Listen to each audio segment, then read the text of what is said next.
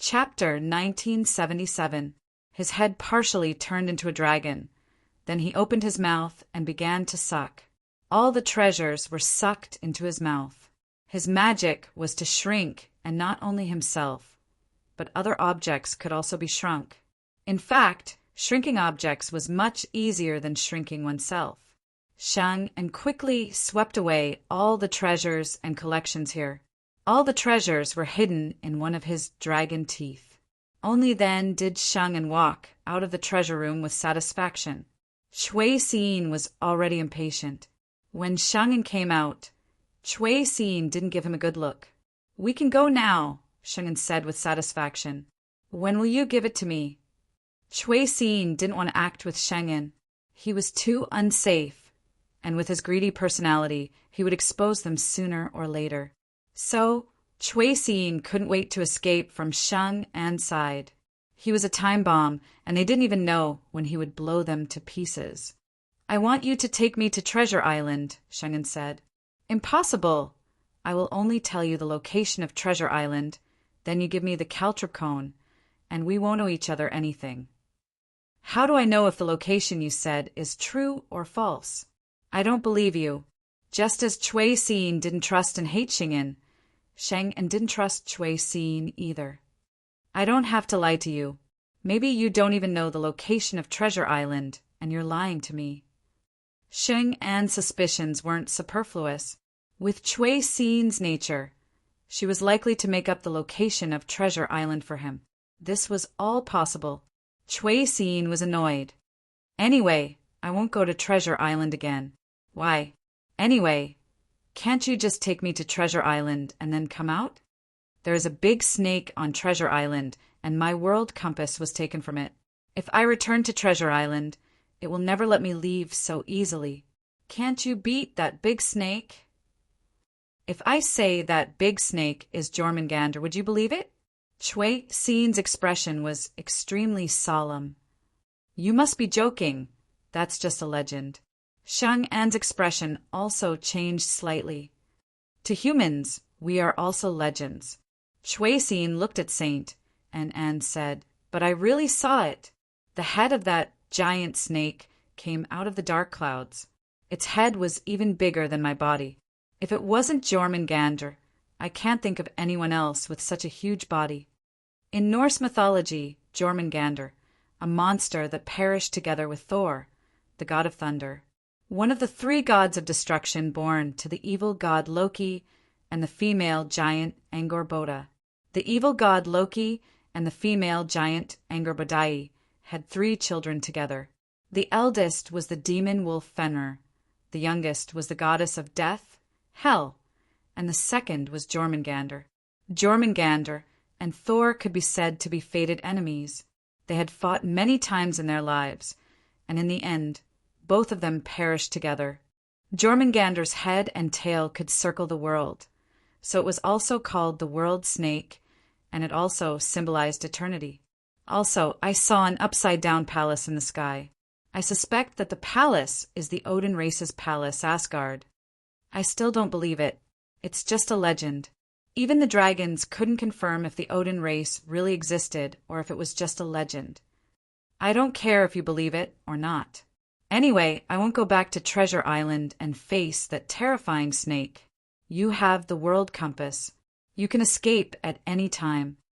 I stole the world compass from Jormungandr. Do you think it'll work on him?" Chui Xin sneered. Chui Xin tried to explain, but Saint and was still firm. Both sides fell into a stalemate. Neither was willing to take a step back. To Chui Xin, Treasure Island was also a nightmare. It was the same as asking her to walk around Chen Zhao's house. Would Chen Zhao talk to her about life and ideals? He would probably only treat her as a trophy, hang her head in front of his house. "If that's the case, let's go our separate ways," Saint said. Chui Xin was furious. She criticized Saint and, "Are you breaking up with me?" "Breaking up? Not really. I just want to protect my interests. You're full of lies. I definitely won't believe a liar." Chui Xin took a deep breath and calmed herself down. "Do you know where I got the information about Treasure Island?" Come on, make up a new lie. I got the information from my father, Chui Xin said. It's a nightmare that has tortured him his entire life. Saint and sneered at Chui Xin. A patricide actually has the face to mention your father? I'm helping him escape, Chui Xin said coldly. Don't make patricide sound so noble. Forget it. I don't want to continue this topic. Chui Xin didn't want to talk about it either. Patricide wasn't an easy crime for her. After all, she'd received the title of the most evil dragon because of it. Even among the dragons, patricide was a huge crime. There's indeed no need for us to continue talking. You'll regret it. Chui Xin's cold eyes stared at Saint and, since I've already been charged with patricide, I don't mind being charged with killing my brother. You want to fight me? Are you sure you want to fight me here? Saint and sneered at Chui Xin. He knew how afraid Chui Xin was of death and Qin Zhao. If they fought here, they would be too close to Qin Zhao. Qin Zhao would definitely notice the shockwaves from their battle. Chui Xin obviously wouldn't fight here. She just turned around and left silently. She was good at being cunning and sinister. These were all things she had learned from human beings. To achieve her goals, she could do even more outrageous things. Saint and just wanted to leave with his treasures and collections. The siblings parted ways just like that. They didn't get along, but they had a common thought. Even if they had to fight to the death, they couldn't do it in L.A. The consequences of making a move here were very serious. Saint and had to take human transportation. Chui Xin didn't need that. She used the world compass to leave. In the blink of an eye, Chui Xin had already left L.A.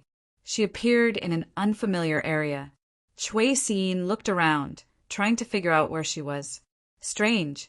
What city is this? Chui Xin muttered to herself. Miss, are you lost? Chapter 1978. Chui Xin turned to look beside her. It was a white-haired Asian old man with a goatee. The Asian old man was looking at him with a lecherous gaze. Chui Xin's expression darkened. She raised her hand to slap the old man.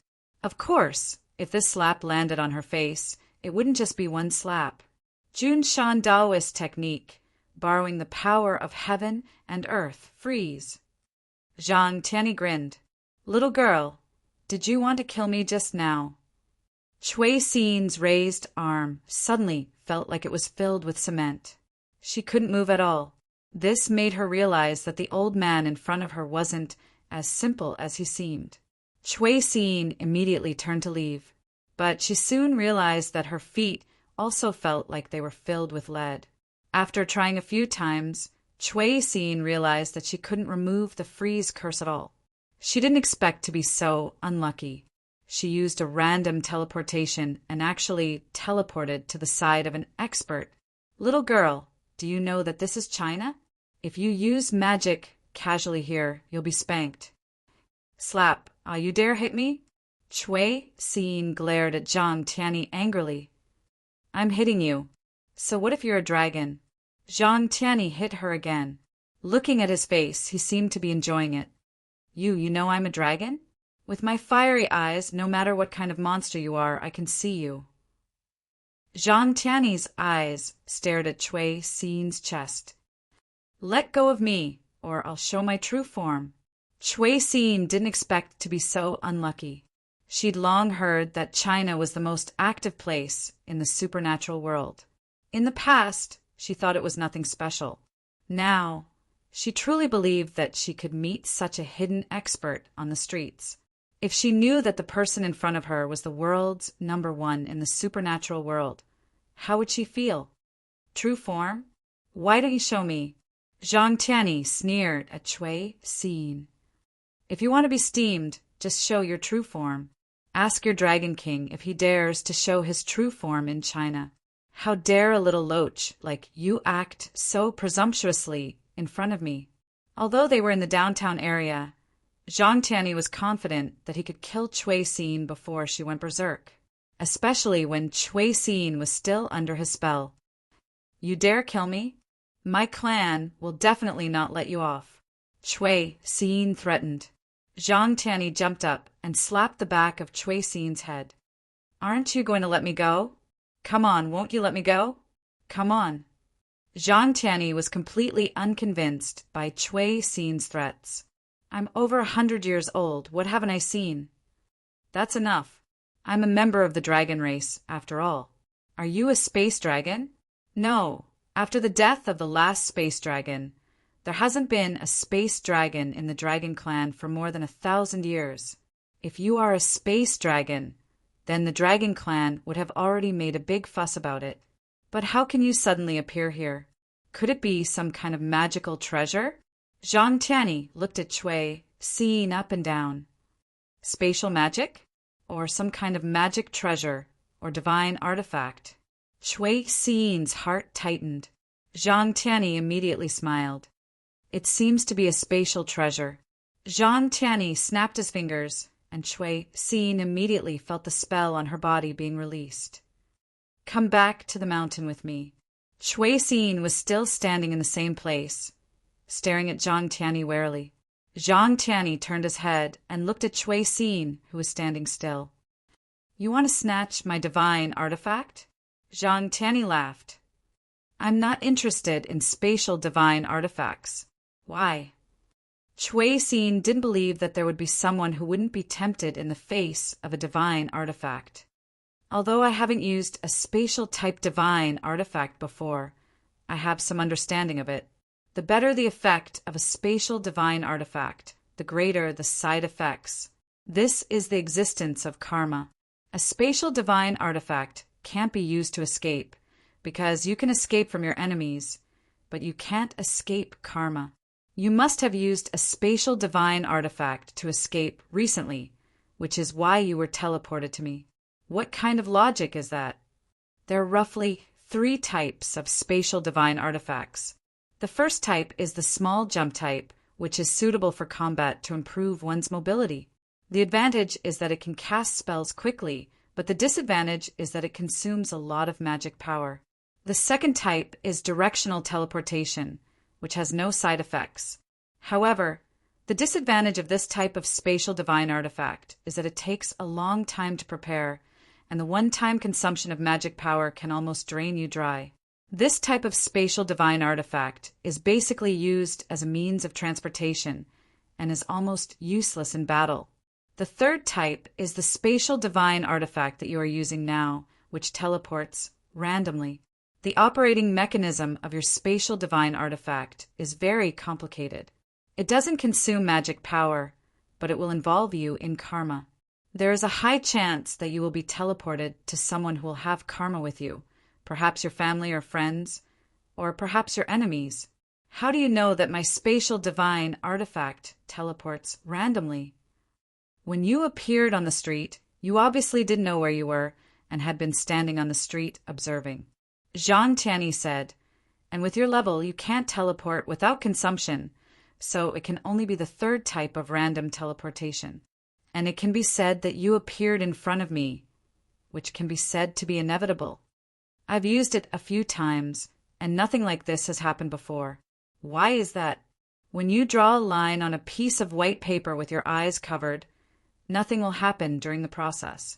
Then, when you draw the second line may pass through the mark left behind by the first line. When you draw the third line, the chances of touching the previous mark will increase, and the chances of the fourth line will be even greater. Over and over again, the chances of encountering it will increase. It's the same with the divine artifact in your hand. Nothing happened the first few times, which can only mean that your luck is good. But this time, you just happened to be teleported in front of me, which means that your luck is starting to change. You know so much about spatial divine artifacts. Is it because there are many spatial divine artifacts in this world? It's not a lot, but it's not a small number either. Our sect also has them, but very few people use them. The 3 types of spatial divine artifacts I mentioned all have their own limitations. Chui Xin's eyes sparkled as she looked at Zhang Tianyi. She was considering using the world compass again after its cooldown was over. I know what you're thinking. You want to try again, right? Could it be that you think I should just surrender? Zhang Tianyi smiled and stared at Cui Xin. If you want to teleport to the side of the person you fear the most the next time you teleport, you can give it a try. Do you know who I fear the most? Chapter 1979. Cui Xin's heart skipped a beat. She felt like she was suffering from a human phobia. This kind of mental illness really existed in the dragon race. They feared weak humans. The Chen Zhao she'd met before had already made her feel powerless. Now, this old human made her scalp go numb. Zhang Tianyi calculated with his fingers. The person I fear the most should also be from China, but he has the ability to kill dragons and tigers. The next time you meet him, it'll be your death. Zhang Tianyi's words made Cui Xin even more afraid. You're lying to me, right? Zhang Tianyi ignored Cui Xin's doubt and kept his fake expression. Also, I've calculated that you'll die in his hands in less than half a year. What should I do? What should I do? Cui Xin finally believed him. She knew that in China's supernatural world, prophecy spells had always been very powerful. Almost every spiritualist knew how to do some divination. Since Zhang Tianyi was so powerful, his prophecy spells must be very powerful too. Come to my mountain and live for 3 years. I guarantee that you'll be rid of all disasters and bad luck. You'll be happy, and everything will go smoothly. Really. You don't have to believe me, but after you go up the mountain, I won't kill you or lock you up. You can come and go if you want, but don't go back up after you go down. Cui Xin's eyes sparkled. 3 years was just a blink of an eye for dragons. However, 3 years might be the best time to find and assemble the divine artifact. Can't it be shorter? Do you think this is a market where you can bargain? Cui Xin bit her lip and finally said, I'll go up with you. But if I find something wrong, I'll go down immediately. Up to you. With Zephyra, Chun Zhao's body and mind were different. Zephyra was more diligent, patient, and capable than Portia. She never complained about the dirty and tiring work at home. She always finished it silently. With Chun Zhao's wicked mouth, he obviously wouldn't miss this opportunity. He'd belittle Portia to nothing. Chun Zhao was very free these 2 days. He spent most of his time cultivating and training. He didn't go out either. Today, Chun Zhao was diving in the sea. Zephyra and Portia were cleaning the house. At that moment, a stranger entered the Bright Moon Villa. Both Zephyra and Portia were confused when they saw the stranger, because the butler system didn't give him any notifications. Those who did not receive any notifications from the butler system meant that they had been approved and could enter the Bright Moon Villa directly. Portia, do you know this person? I don't know him. I've never seen him here.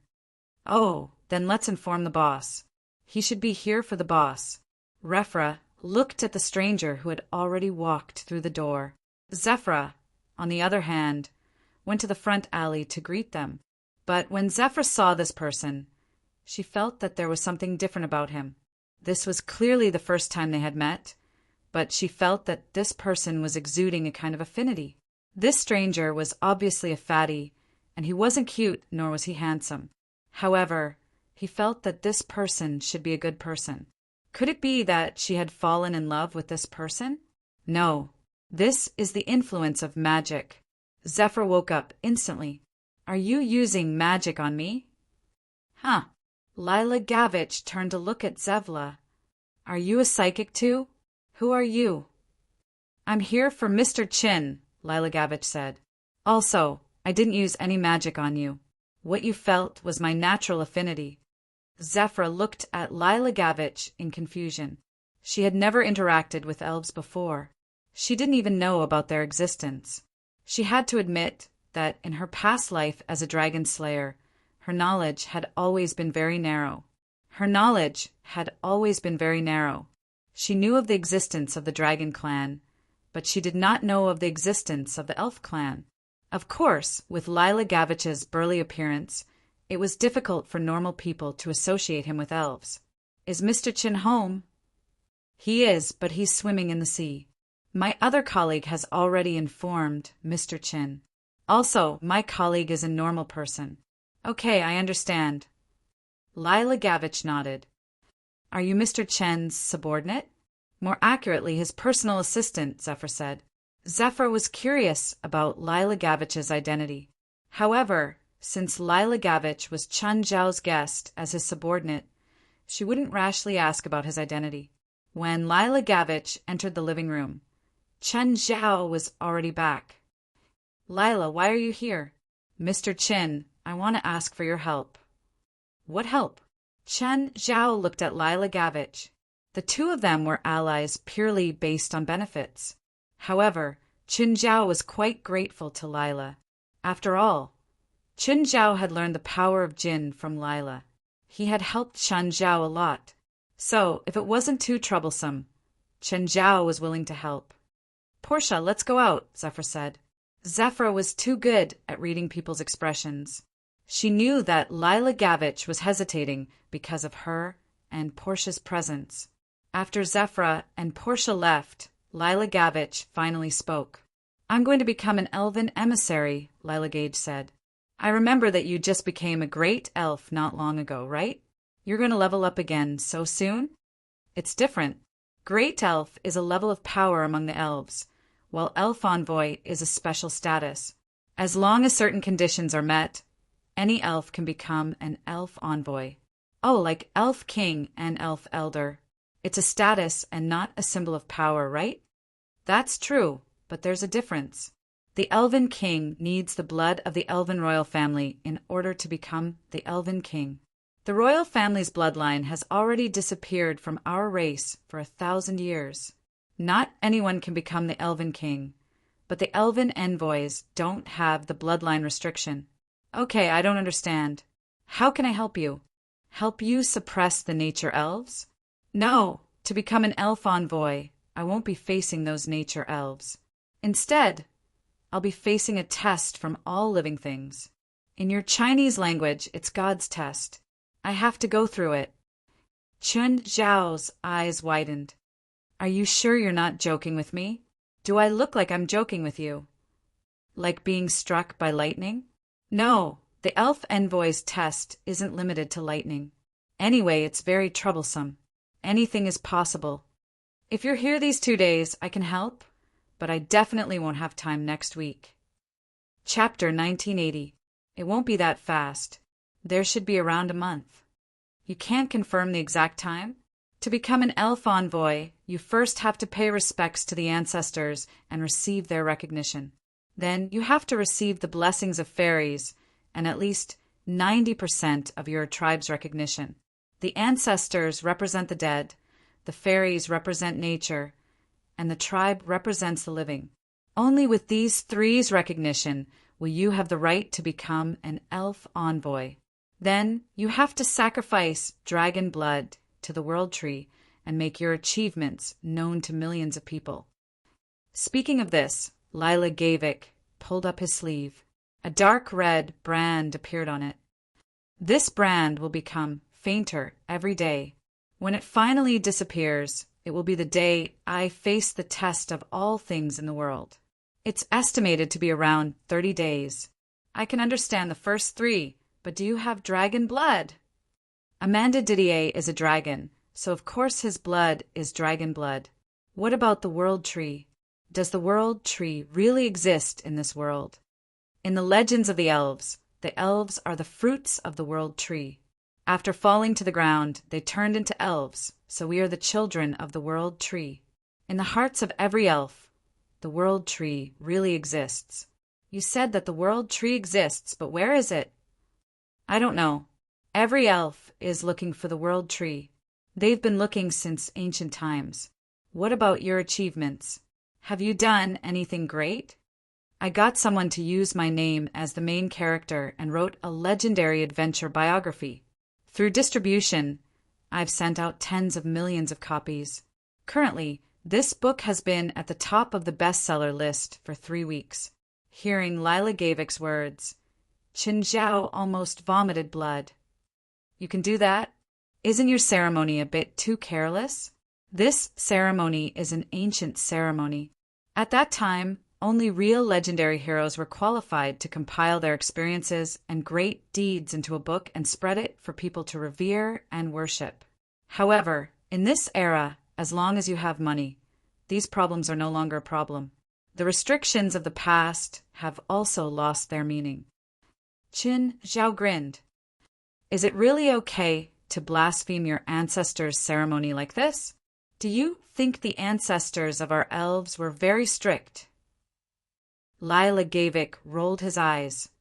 Cutting off the head of a tyrant, killing an evil dragon, defeating an army, destroying a country, saving a people, and challenging a demon king. You have to complete at least 3 of these to be considered great achievements. Do you think any elf envoy in the past has completed 3 of these? Chen Zhao was also dumbfounded. The ancestors of the elves were really ambitious. Any one of these achievements was almost impossible to complete. He actually needed 3 of them to be considered great achievements. Even for Chen Zhao, the only thing he was confident in was killing an evil dragon. The other missions were almost impossible.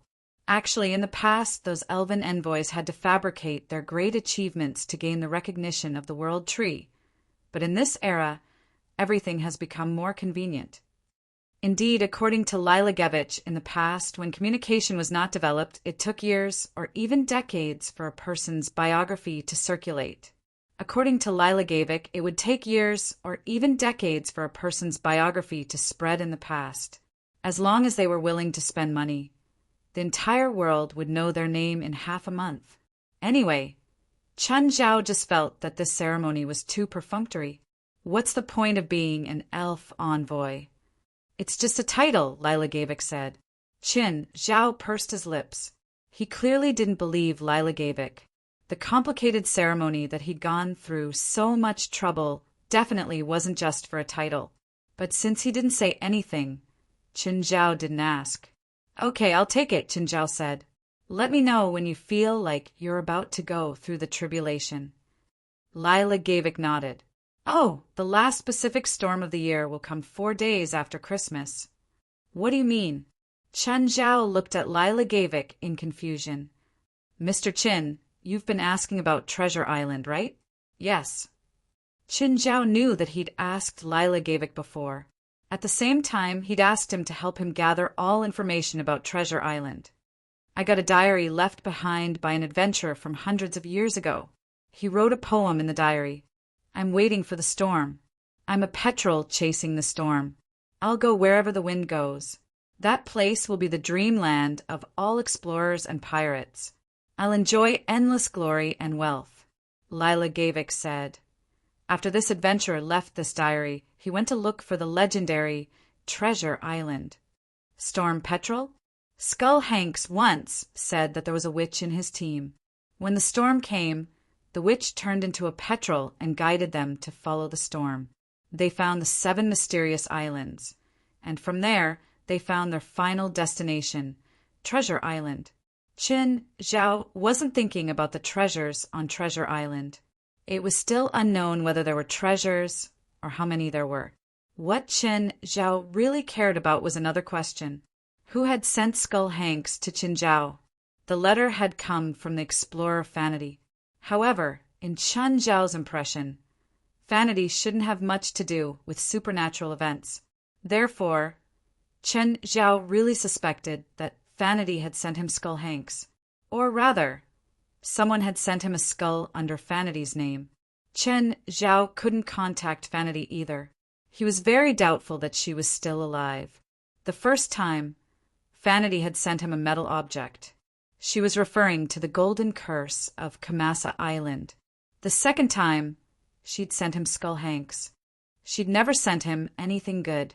Skull Hanks seemed to have been sent to guide Chen Zhao to Treasure Island. This meant that someone had already landed on Treasure Island and wanted to guide Chen Zhao to it. What was their goal? To share the treasures on Treasure Island with him? Chen Zhao wasn't that naive. There were only 2 reasons for wanting him to land on Treasure Island. One was to harm him. The other was that they needed help or help. Apart from these 2 possibilities, Qin Zhao couldn't think of a third one. Chapter 1981. There's still more than a month before the storm. How do you know? It's the 4th day after Christmas, which is December 29th. Can the weather forecast predict the weather in a month and a half? Mr. Qin, you're too amateurish. You can't predict the weather, but you can use prophecy. You're a spiritualist. Is that hard to understand? Plus, predicting the weather is just a small matter for a prophecy spiritualist. Chen Zhao felt very awkward. It was like a university professor being accused of being an amateur by a primary school student. However, Lila Gavich's words made Chen Zhao understand. The last chance to find the island would be at the end of the year. The wind and waves would definitely be huge. Should he bring his family? He'd also promised Feilai and the kids that he'd bring them on the treasure hunt. The only thing he knew now was how to find the island. However, finding the island seemed to require a special spell that could allow him to transform into a petrel. Of course, Qin Zhao wasn't sure if this was necessary. Just then, there was a knock on the door. "Boss, it's Miss Demi," Portia said. "Mr. Chen, I'm leaving now." "Okay." Chen Zhao took the phone from Portia. "Hello, it's Qin Zhao. Mr. Chen, please come to the military base and meet with your teammates." "Is that necessary?" "They're all elites," Demi said. "Must I go?" "I hope you can come." "Don't tell me you've prepared a trap with guns and cannons for me. I'm not that bored." Demi's tone turned cold. "Actually, why don't you just send some people and leave the rest to me? Some things can't be explained over the phone," Demi said vaguely. "I'll talk to you in detail when you arrive." "Okay, I'll go now." Chen Zhao left Portia and Zephyr at home while he drove to the military base that Demi had given him. He couldn't find it with GPS, so Demi only gave him a map. For someone like Chen Zhao who had no sense of direction, finding the military base was rather difficult. It was mainly because he couldn't understand the map. Qin Zhao was driving an L.A. now. Most of the time he had to use GPS. He needed directions for every turn. After spending a lot of effort, they finally found the military base. The military base was located in the mountains and was surrounded by rocky valleys. It was very difficult to find. Moreover, he couldn't find this place on the satellite map, so he couldn't use satellite navigation.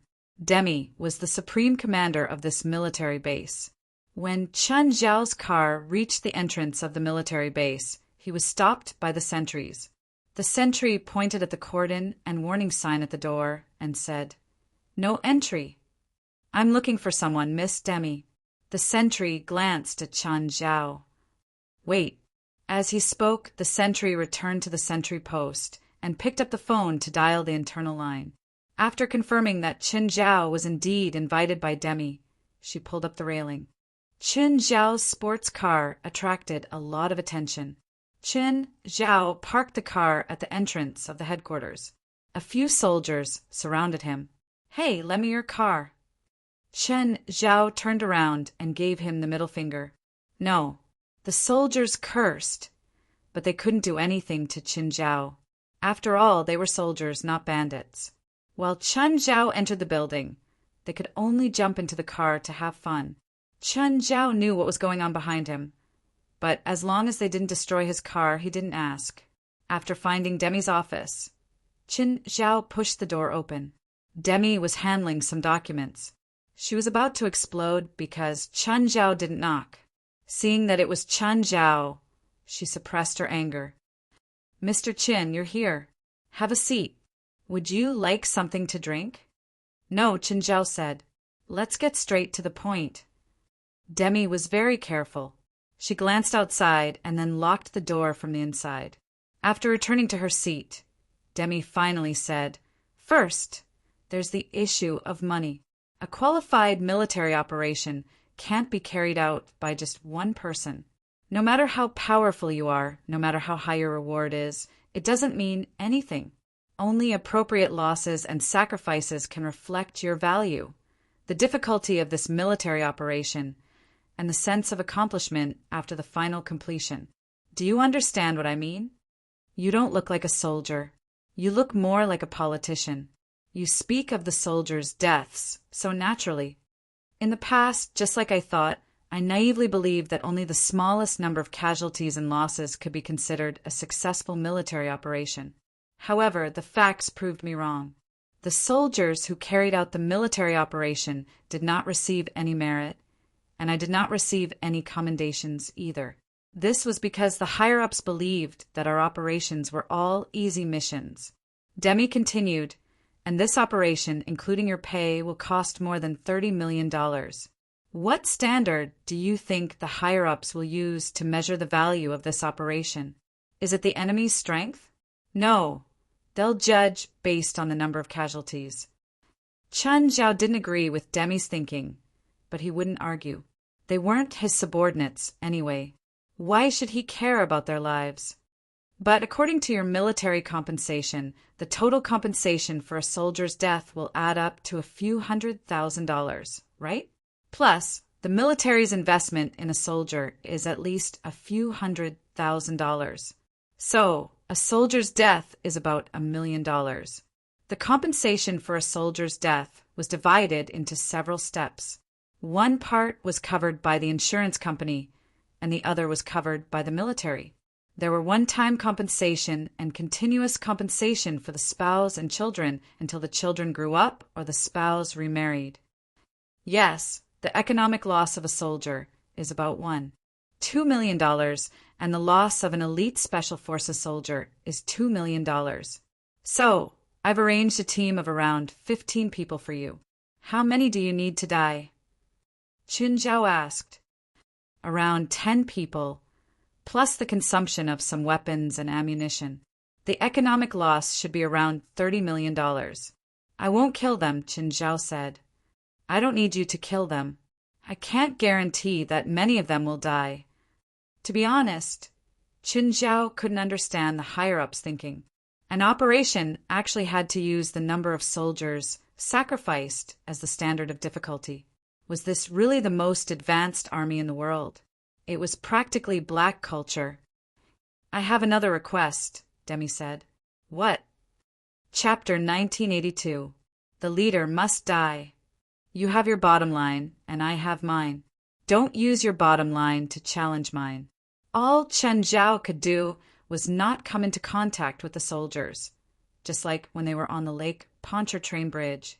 Back then, Qin Zhao had watched the monsters and soldiers fight as a bystander, but Qin Zhao wouldn't kill them. After all, they were teammates in name.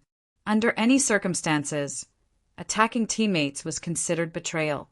If Qin Zhao did not come into contact with them, he would not know their names, personalities, and preferences. He would not develop feelings for them. Humans were strange creatures. A creature with a name and not had a name were two different concepts. For example, if a person gave their pet pig a name, the owner would not be able to tolerate the fate of the pig being eaten. In that case, the owner would not be able to tolerate the fate of the pet pig being eaten. Then it would be personality and preferences. As the owner understood and had a deeper impression, a real image would be formed. After that, it would be personality and hobbies. With further understanding and a deeper impression, an image of flesh and blood would be established. Then it would be personality and preferences. As one got to know and have a deeper impression, a real image would be formed. Feelings for other people or things would also develop.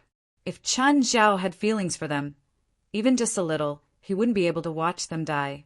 If Chen Zhao developed feelings for them, even a little, it would be difficult for him to watch them die. If the former was a problem of feelings, the latter was a problem of moral bottom line. Betrayal was not allowed or tolerated. This had always been the case. Fine, pretend I didn't say anything, as long as you don't protect him. Just then the office door was pushed open. It was very forceful. One had to know that Demi had locked the door from the inside. It was clear that the person outside was no longer just pushing. A human-shaped Tyrannosaurus stood outside. It was a man who was thicker and taller than Gaia. Hey, Demi, I heard that you have a visitor. I'm here to see who it is. The human-shaped Tyrannosaurus turned around and saw Chen Zhao sitting on the chair. He walked over and patted his shoulder. Chen Zhao was not sure if the Tyrannosaurus did it on purpose or not, but it was very forceful. "Are you Demi's boyfriend?" Cough, cough, no. Chen Zhao coughed a few times. He really looked like he was too weak to stand up to the wind. "Ham, he's your teammate." Demi sat on the chair calmly, her expression cold. "Teammates? I don't like strangers joining my team. It'll drag my team down," Ham said. Rather than calling him a teammate, it would be better to call him a companion. "He won't give you any trouble, but of course he won't listen to any of your orders either. Since he doesn't listen to my orders, why should I let him travel with me?" Ham said unhappily. "Because this is my order, do you understand? Ham." Demi's attitude was even more unyielding. "No, I don't understand." Ham slammed his palms on Demi's desk, causing it to collapse. Demi pointed the gun at Ham's head. "Answer me. Do you understand?" Ham stared straight at Demi as if he was going to force her to do something. However, Demi was even more determined than him. Her finger was already on the trigger. Ham heaved a sigh of relief. "Fine. You're the commanding officer. Whatever you say." With that, Ham turned around. Glancing at Chen Zhao beside him, he turned to leave. "You want him dead?" Chen Zhao asked. Demi glanced at Ham's departing back. "Do you understand now why I want him dead?" "Does he have a grudge against you? He was originally the commander here, but after I came, I snatched away the authority that should have belonged to him. Even he became my subordinate." Demi glanced outside. There are still people loyal to him in the base. "So troublesome," Chen Zhao said in annoyance. "Even in the military, there are these kinds of power struggles. Gather here on Monday morning and we'll leave together." "Are we taking a military plane?" "No, we're taking civil aviation," Demi said. "Fine. You all came to Mexico as civilians, Mexicali," the young man said. "Got it." When Chen Zhao went downstairs, he saw Ham standing beside his sports car. "Move, child." Ham put a hand on Chen Zhao's shoulder. "I hope you can give up on this mission." Chen Zhao turned his head silently and looked at Ham. "Child?" He called me child? "Do I look that young?" Ham narrowed his eyes at Chen Zhao. Chen Zhao smiled at Ham. "You should move." Ham thought for a moment. In the end, he moved back and let Chen Zhao get in. Ham was displeased with Chen Zhao, but this was clearly not the place to fight. But there was still time. As long as he went to Mexico, he had 10,000 ways to prevent Chen Zhao from coming back. Chen Zhao drove away, but he could feel Ham's gaze. It seemed that the tiger would hurt the man if he meant no harm. To Chen Zhao, nothing had changed in the past 2 days. Apart from packing a box of clothes and daily necessities, he didn't prepare anything else. With Zephyra and Portia at home, there was nothing for Chen Zhao to worry about. On Monday morning, Chen Zhao arrived at the airport. Ham and his team were already waiting in the departure lounge. But they weren't waiting for Chen Zhao. They weren't planning on waiting for Chen Zhao at all. When Chen Zhao went to get his ticket, he realized that his ticket had already been taken. Usually he needed a personal ID to get a ticket, but Chen Zhao had it with him. His ticket was still taken. Chen Zhao had to use a special method to get into the departure lounge. Chen Zhao found Ham. "Where's my ticket?" Chen Zhao stood before Ham. He didn't like being harassed and troubled the entire trip. Ham and his teammates all looked at Chen Zhao with mocking eyes. "Ticket? Maybe you should ask Miss Demi. I don't know where your ticket is." "Okay, looks like you don't want a peaceful trip. Let's start from boarding." Chen Zhao looked at Ham. Chen Zhao sat across from Ham. Ham kept looking at Chen Zhao with a smile. Chen Zhao crossed his feet and also sat there calmly. It was finally boarding time. Suddenly, one of the team members realized that his passport was gone. "Look again. Did you put it in a corner?" "Captain, my passport is gone too." "Damn it, mine is gone too." At this time, Ham touched his pocket. He realized that his passport was gone too. Just then, Chen Zhao stood up. Yo, it's time to board. I should board now. Chen Zhao took out a ticket and a few passports from his pocket. How did our passports end up in his hands? Chapter 1983. Give us back our passports. Ham roared. Chen Zhao put his hand on Ham's shoulder. Calm down. Chen Zhao stuffed the passport back into Ham's shirt pocket. Of course, I'll give it back to you. It was just a small joke. Chen Zhao patted Ham's chest again.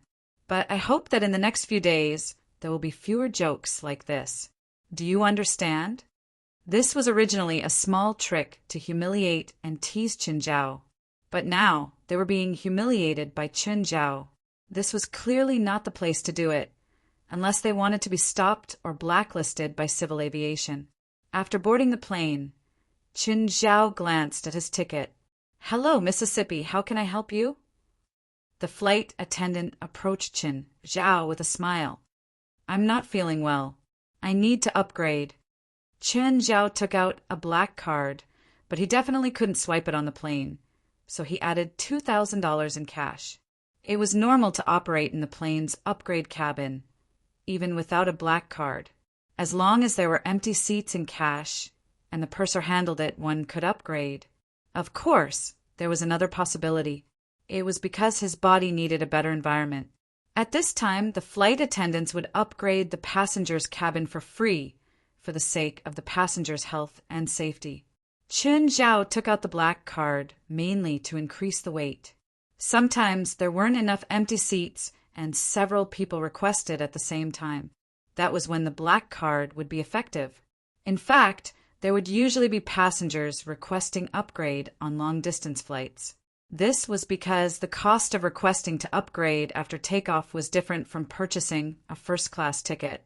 Some people would only ask for an upgrade after taking off for the sake of convenience. There were also premium members of the airline. If there were empty seats in the premium cabin, they had the right to request upgrade for free. When the flight attendant saw Chen Zhao's black card, her smile became even sweeter. In a short time, Chen Zhao successfully switched to first class. Ham and the soldiers all looked at Chen Zhao in annoyance, even though it was only an hour and a half. Chen Zhao didn't want to stay with them. Los Angeles was less than 600 kilometers from Mecca. Not counting takeoff and landing time, the flight time was less than an hour. The climate in Cali is similar to that of Los Angeles, where the temperature is a little higher by 2 or 3 degrees. They belong to the same climate region and were the largest cities in Upper and Lower California. Of course, in terms of prosperity and economic size, the two were definitely not on the same level. However, as a tourist city, in order to attract a large number of American tourists, they did a good job in all aspects. When Chen Zhao left the airport, he could smell the dryness in the air. Baja California had a larger desert area, and the temperature here was above 25 degrees all year round. Ham and the others also walked out of the airport. They couldn't compare to Chen Zhao at all. It took them half an hour to get through customs.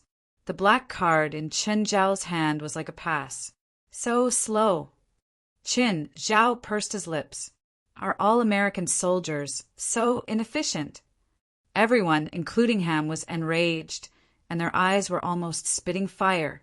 Monkey, you'd better watch your mouth. Ham no longer hid his disdain and hostility towards Chen Zhao. Anyway, this is to Kali. You should also watch your words, big black bear. Do you dare say that again? Ham was already standing before Chen Zhao. Standing before Chen Zhao, he was 1 meter tall. He was like a mountain that loomed over Chen Zhao's head. Mr. Black Bear. Without hesitation, Ham punched Chen Zhao's face, but his fist didn't even cause a ripple on Chen Zhao's face. Let me teach you how to punch. Bang. Chen Zhao punched Ham to the ground. Ham yelped as one of his teeth fell out. Chen Zhao stood before Ham and loosened the collar of his shirt. Chen Zhao looked at Ham coldly. Before you attack, you better know who your opponent is, idiot. The other soldiers all stared at Chen Zhao with hatred. As long as Ham gave the order, they would attack Chen Zhao without hesitation. Ham stood up again and spat out the blood in his mouth. He stared at Chen Zhao with hatred. "Kid, you'll die here." Chen Zhao chuckled. You should focus your energy on this mission. Otherwise, you'll definitely die earlier than me. It was an unpleasant encounter from the start. Obviously, this operation wouldn't have any good prospects to look forward to. But after punching Ham, Chen Zhao believed that Ham wouldn't ask for trouble again, especially after Chen Zhao stayed in the most expensive suite in the hotel. After they stayed in affordable rooms, the dissatisfaction was about to explode. Chen Zhao clearly didn't plan on changing the soldiers' impression of him. He still did what he wanted. He had the best food and accommodation and even showed off in front of the soldiers. In the evening, Chen Zhao went out again. At the entrance of the hotel, a woman walked over. She had bronze skin, wavy long hair, and a perky cleavage. She wore stilettos and looked to be in her early 30s. "Hello, you must be Mr. Chin. I'm Ella Gonzalez, the local guide you contacted in the afternoon." "Hello." Chen Zhao shook hands with Ella Gonzalez. "Mr. Chin, I grew up in Mersicali. I know this place very well. I can even bring you to experience some special services." Ella's words were a bit vague. "But I hope that my pay can be higher." Chen Zhao understood what Ella Gonzalez meant, but Chen Zhao still shook his head. "Sorry, I don't need those services. I think that 100 a day isn't low. You can't ask me to pay more. Of course, if you think that my pay is too low, I can change to another guide." Okay. 100 a day, but I'll only start after 10 and finish before 7. "Sure." Chen Zhao nodded. "Do you want to start working now? Then do you want to start paying now? Let's go. Bring me to eat the most special local food." 20 minutes later, Ella Gonzalez brought Chen Zhao to a restaurant. Chen Zhao stood before the sign and spaced out for at least 3 minutes. "Ms. Ella, are you sure you didn't bring me to the wrong place?" Chapter 1984. Chen Zhao and Ella Gonzalez stood in front of a Chinese restaurant. Chen Zhao really wanted to tell her, "Are you fucking kidding me?" But Chen Zhao maintained his rationality. "Ella, do you know where I'm from?" "I know. I'm from China. I want to eat the local delicacies of Macaulay, not Chinese food. If I want to eat, I can make it myself. But Ascali's most famous restaurant is Chinese." Ella Gonzalez shrugged at Chen Zhao. "In fact, the most famous food in Cali is Chinese food. Not eating Chinese food in Mersicali was like going to China's capital and not going to the Great Wall." "This Chinese restaurant is really good," Ella Gonzalez emphasized. "Okay, I know it's good."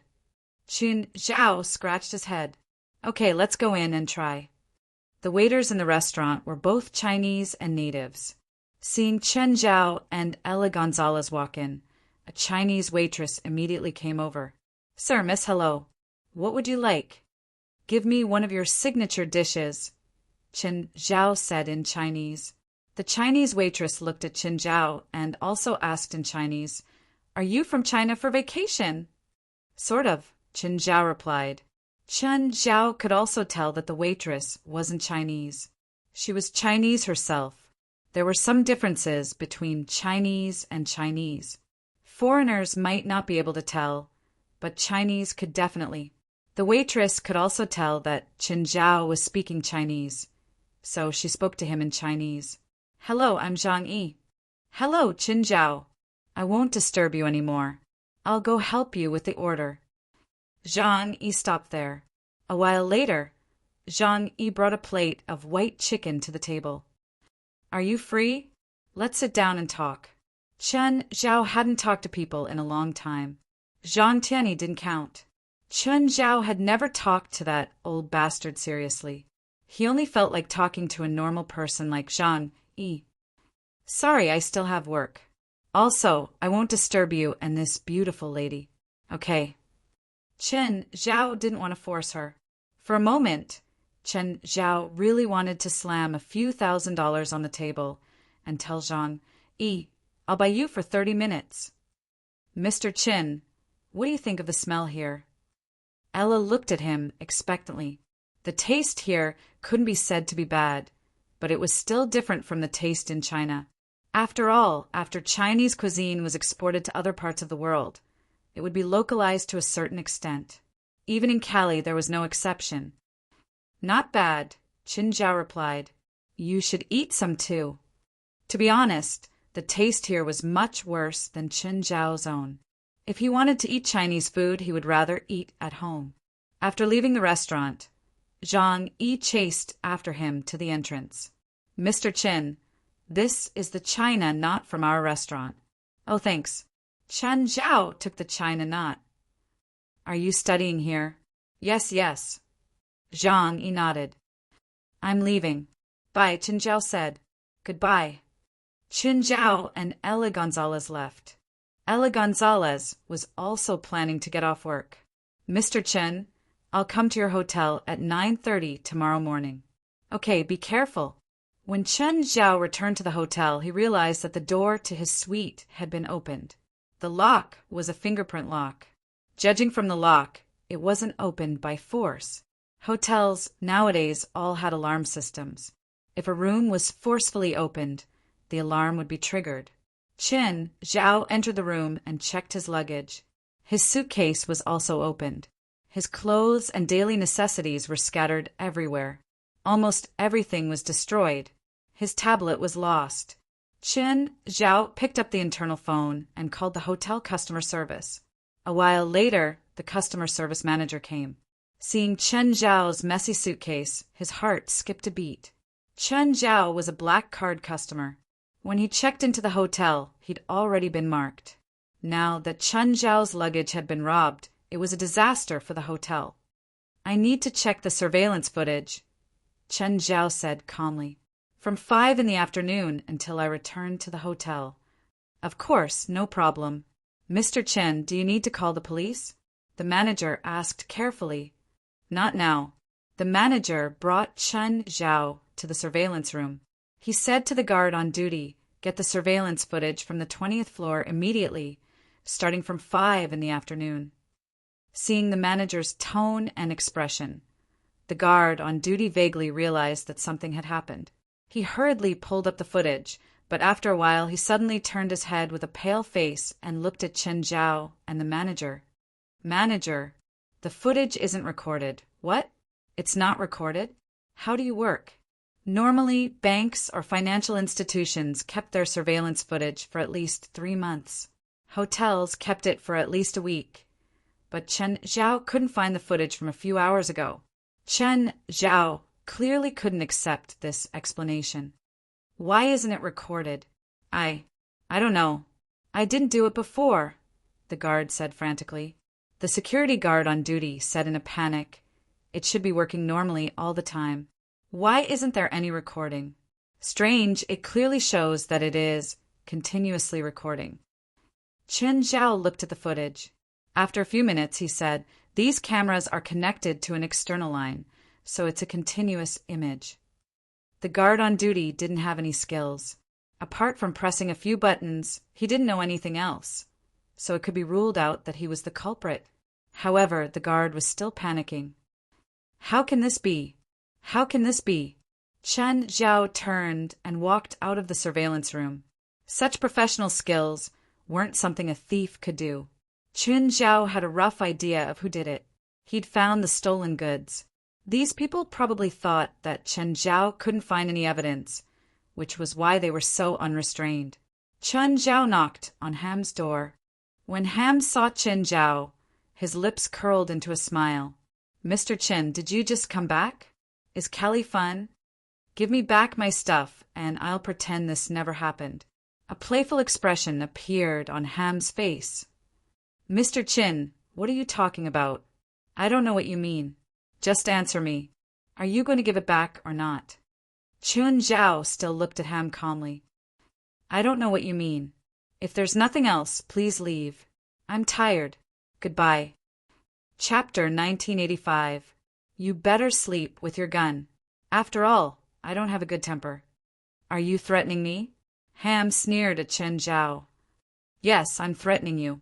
Chen Zhao smiled and turned to leave. Ham's expression gradually turned cold. After Chen Zhao left, he immediately knocked on his teammate's door. Ham had never been threatened like this before. Usually, he would point his gun at the person's head. However, he had to take Chen Zhao's threat seriously. Be careful tonight. That monkey might really take revenge on you tonight.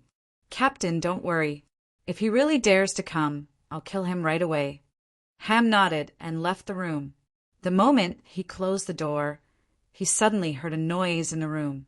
Ham hurriedly opened the door, but there was no one in the room. Denzel? Where did you go? There was only a bedroom and a bathroom in the room. There was no other place to hide. Ham searched inside and out, but was unable to find Denzel's figure. Just then, the curtains moved. Ham ran to the window and realized that it was open. However, this place was more than 10 floors above ground. The wall outside was completely smooth glass. Ham's expression changed, and he hurriedly ran to inform the others. However, the room next door didn't open after knocking for a long time. Ham immediately picked up his phone and dialed his teammate's number, but no one picked up. Ham felt that something had happened to them too, so he smashed open the door. There was no one inside either. Like Denzel's room, the window was open. Ham smashed open another room and got the same result. Missing. His subordinates were all missing. Ham panicked too. He didn't know what to do. He didn't know what to do at all. Call the police? Would the police be able to handle this? Suddenly, the lights in the corridor dimmed and went out without any warning. Ham felt a hand pinching his neck. Then, the hand suddenly increased its strength. Ham felt suffocated. In the blink of an eye, he fell into a coma. Vaguely, he felt like he was thrown onto a hard floor. Then there was a tremor. Even in a coma, Ham's subconscious was still working. He was in the back of the car. When Ham woke up again, the sky was already brightening. Ham found that he and his companions were buried in the ground, with only their heads sticking out. His other companions were still unconscious. Denzel. Max, hurry up and wake up, damn it. Not long after, Denzel woke up. What happened? I can't move. Damn it, whose prank is this? Where is this place?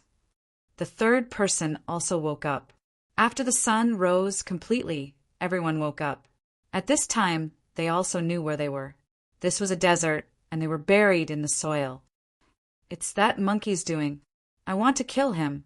Damn bastard.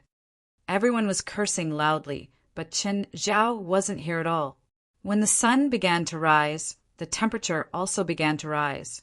Everyone was exposed to the sun, and they began to feel thirsty. Morning, Mr. Chen. Ella Gonzalez entered Chen Zhao's room and saw that he was training. Morning. Chen Zhao wiped his sweat. What's our schedule today?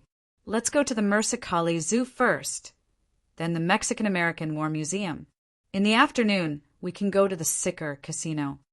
I'm not going to the casino. I'm not interested in gambling. You can have some fun and relax, Ella Gonzalez said. No need. Cancel the trip to the casino. Ella felt that it was a pity. After all, she would get a cut of whatever Chen Zhao spent in the casino. Every tour guide in Mercicali had some connection to the casino. Unfortunately, Chen Zhao wasn't interested, so there was nothing she could do. Then let's go to the city park instead. Sure.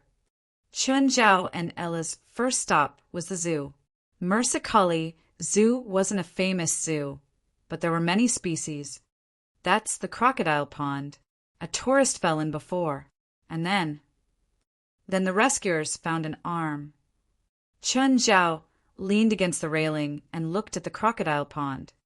I think we should have chosen this place last night. Maybe it'll be more interesting. What are you talking about? No, nothing. Chen Zhao shook his head. Just then, a worker was holding a pole with a rope tied to it. There was also a piece of meat hanging from the rope.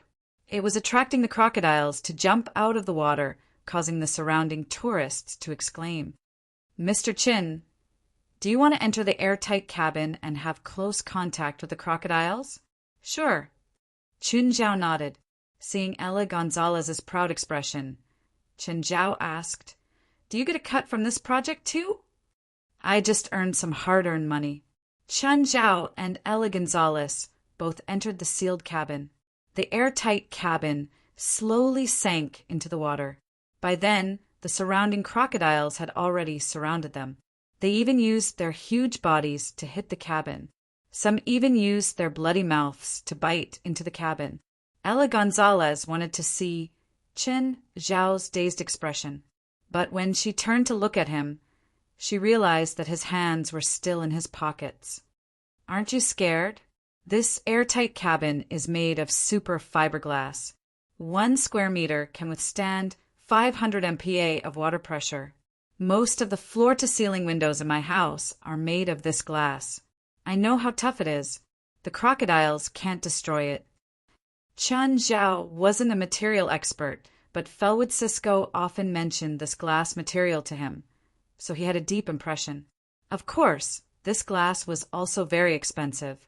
1 square meter of super fiberglass cost tens of thousands of dollars. Ella Gonzalez rolled her eyes. "This project is meaningless with your reaction. Then how should I behave? Fear?" "You can be excited," Ella said. Ella Gonzalez said, "I've accompanied customers to experience this project no less than 100 times. Their reactions have varied, but they've never been as calm as yours." The project only lasted 10 minutes. The airtight cabin was quickly pulled back to the water. Here, Chun Zhao saw all kinds of animals and entertainment, but he wasn't interested at all. He'd rather go home than interact with these animals. He had many animals at home too. They were much more interesting than the animals here. Chapter 1986. "Oh, what's the police number in Mexico? Is it also 911? "No, it's 066. "Mr. Chin, do you want to call the police? What kind of trouble are you in? I can help you contact some local gangs. Maybe they can help." "Of course, it's for a fee." "No, I just want to know just in case," Chen Zhao said calmly. At the same time, he stuffed $100 into Ella Gonzalez's hand. "Can you buy an ice cream for me?" "Okay." "No change?" "No. You can keep the rest as your errand fee." It was already noon. This was the hottest time of the day. In the desert, the temperature was above 30 degrees. Ham and the others had been buried for half a day. Everyone was dehydrated. Some were even showing signs of heat stroke. They didn't have the energy to talk anymore. They were all on the verge of death. This wasn't a pleasant experience for anyone. Even the harshest test they'd gone through hadn't been this extreme. Just when they thought that they were going to die here, police sirens came from the distance. Soon the police arrived. A total of 15 people were all rescued. "Sir, I want to know how you know I'm here." "We received an anonymous call saying that you were buried here," the police said. "Do you know who did it? Or do you have any suspects?" Everyone fell into silence. Everyone knew who did it. After giving their statements, everyone dragged their tired bodies back to the hotel. When Hem opened the door to his room, he heard a sound in the room. He immediately reached for his gun, but he didn't touch anything. Only then did he remember that his gun wasn't on him. Hem carefully walked in while sticking to the wall. He saw Chen Zhao sitting on the sofa in the room, a book in his hand. When he saw Hem enter, Chen Zhao put down the book with a smile. "Hi, Ham. What are you doing in my room? How did you get in? How was your experience today?" Chen Zhao smiled at Ham. "So it was you asterisk shoal." Chen Zhao stood up. "Where's my stuff? Are you willing to return it to me now? Don't even think about it." "Is that so? I went to check out Macaulay today. I found out that there is a crocodile pool in Macaulay Zoo. There are hundreds of crocodiles in it.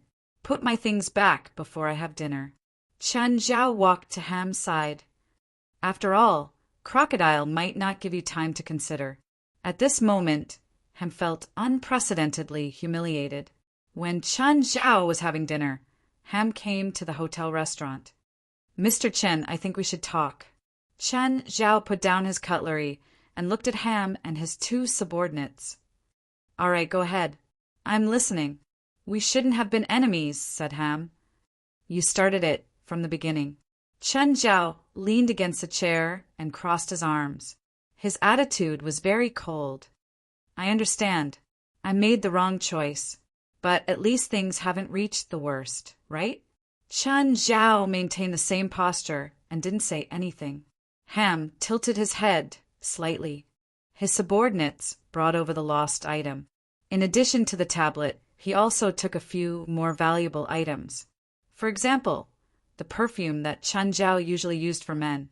"Mr. Qin, I came with sincerity to talk to you." Qin Zhao rubbed his brow. "I think I know what you mean. Let's stop here." "Mr. Qin, I hope that we can cooperate sincerely in this operation." "Ham, you know that it's impossible. We don't trust each other at all. Remember to inform me when you act." Qin Zhao said calmly.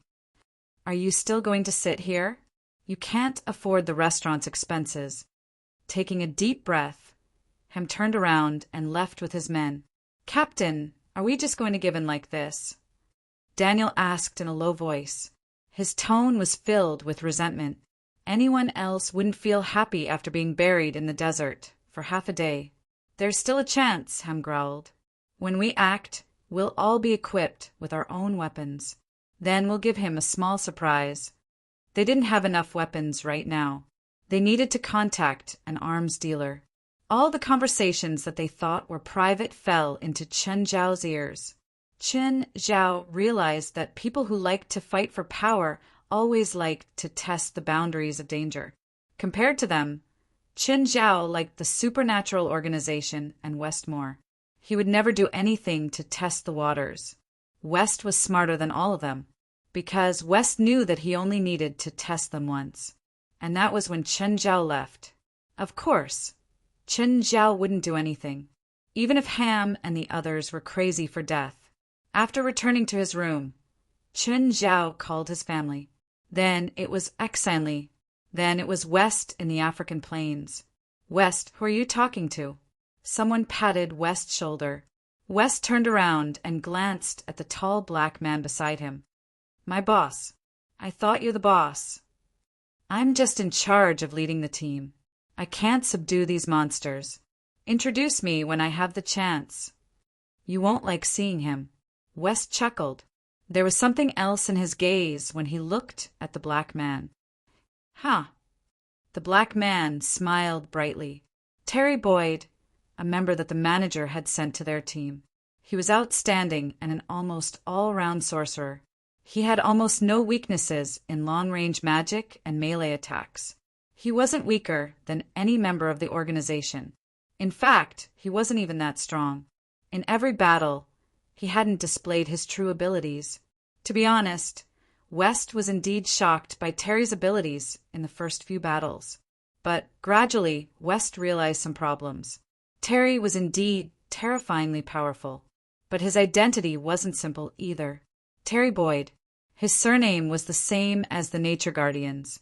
Therefore, West suspected that Terry was the Nature Guardian, the poisonous dragon that had never revealed its true form. West didn't know why Terry Boyle would join their team of his own accord. Also, wasn't the Nature Guardian heavily injured? That was why West said that Terry wouldn't like seeing Qin Zhao. Qin Zhao was a professional dragon slayer.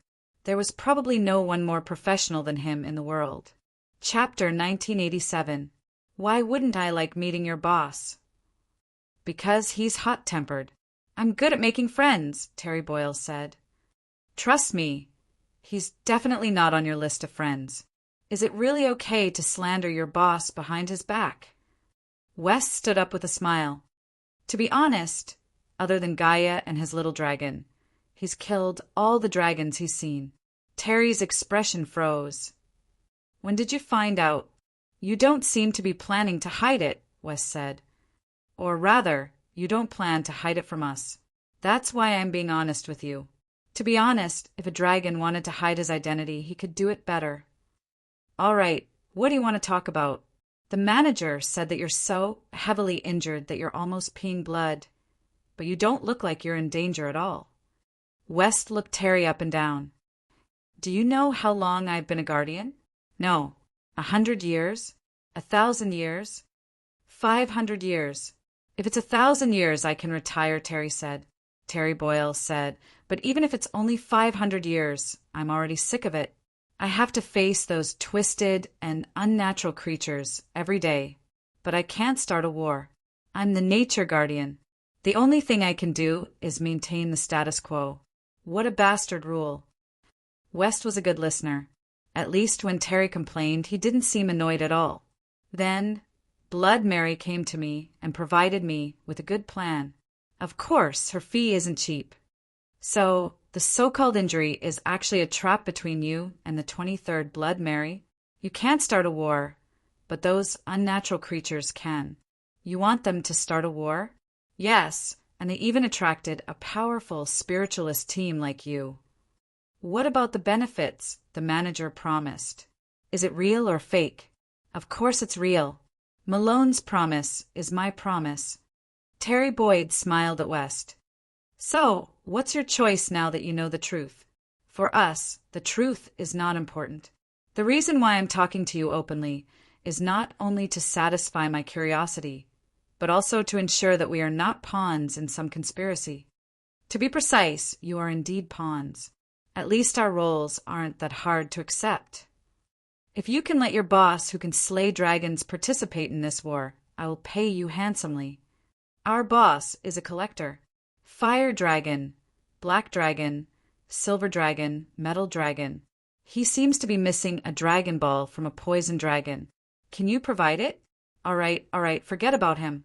I think he's not interested in the remuneration I'm offering. A wise choice. Chun Zhao had just learned that Ham had just completed the arms transfer today. American arms suppliers were all over the world. Of course, Ham wouldn't tell him how many weapons he'd received. However, Chun Zhao had estimated that the firearms were enough for a soldier to kill a tank division. Chun Zhao looked into the distance. Ham and his men were testing the weapons. They even put Chun Zhao's photo on the target. It was as if their weapons weren't for missions, but to deal with Chun Zhao. Of course, as long as they were happy. These soldiers were more like spoiled boys. Their weapons gave them great confidence and a sense of security.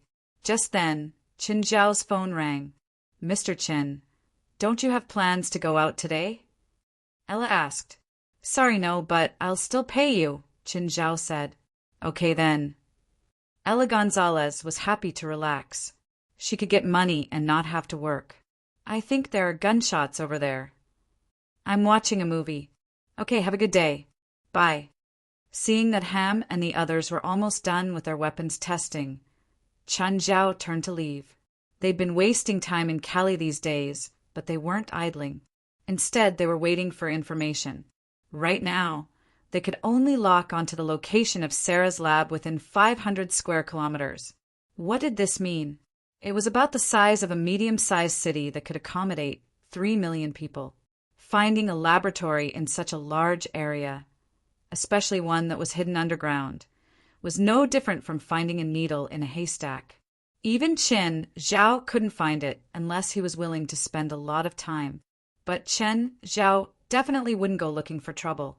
As America's backyard, the American intelligence network in Mexico was even more developed than the Mexican government.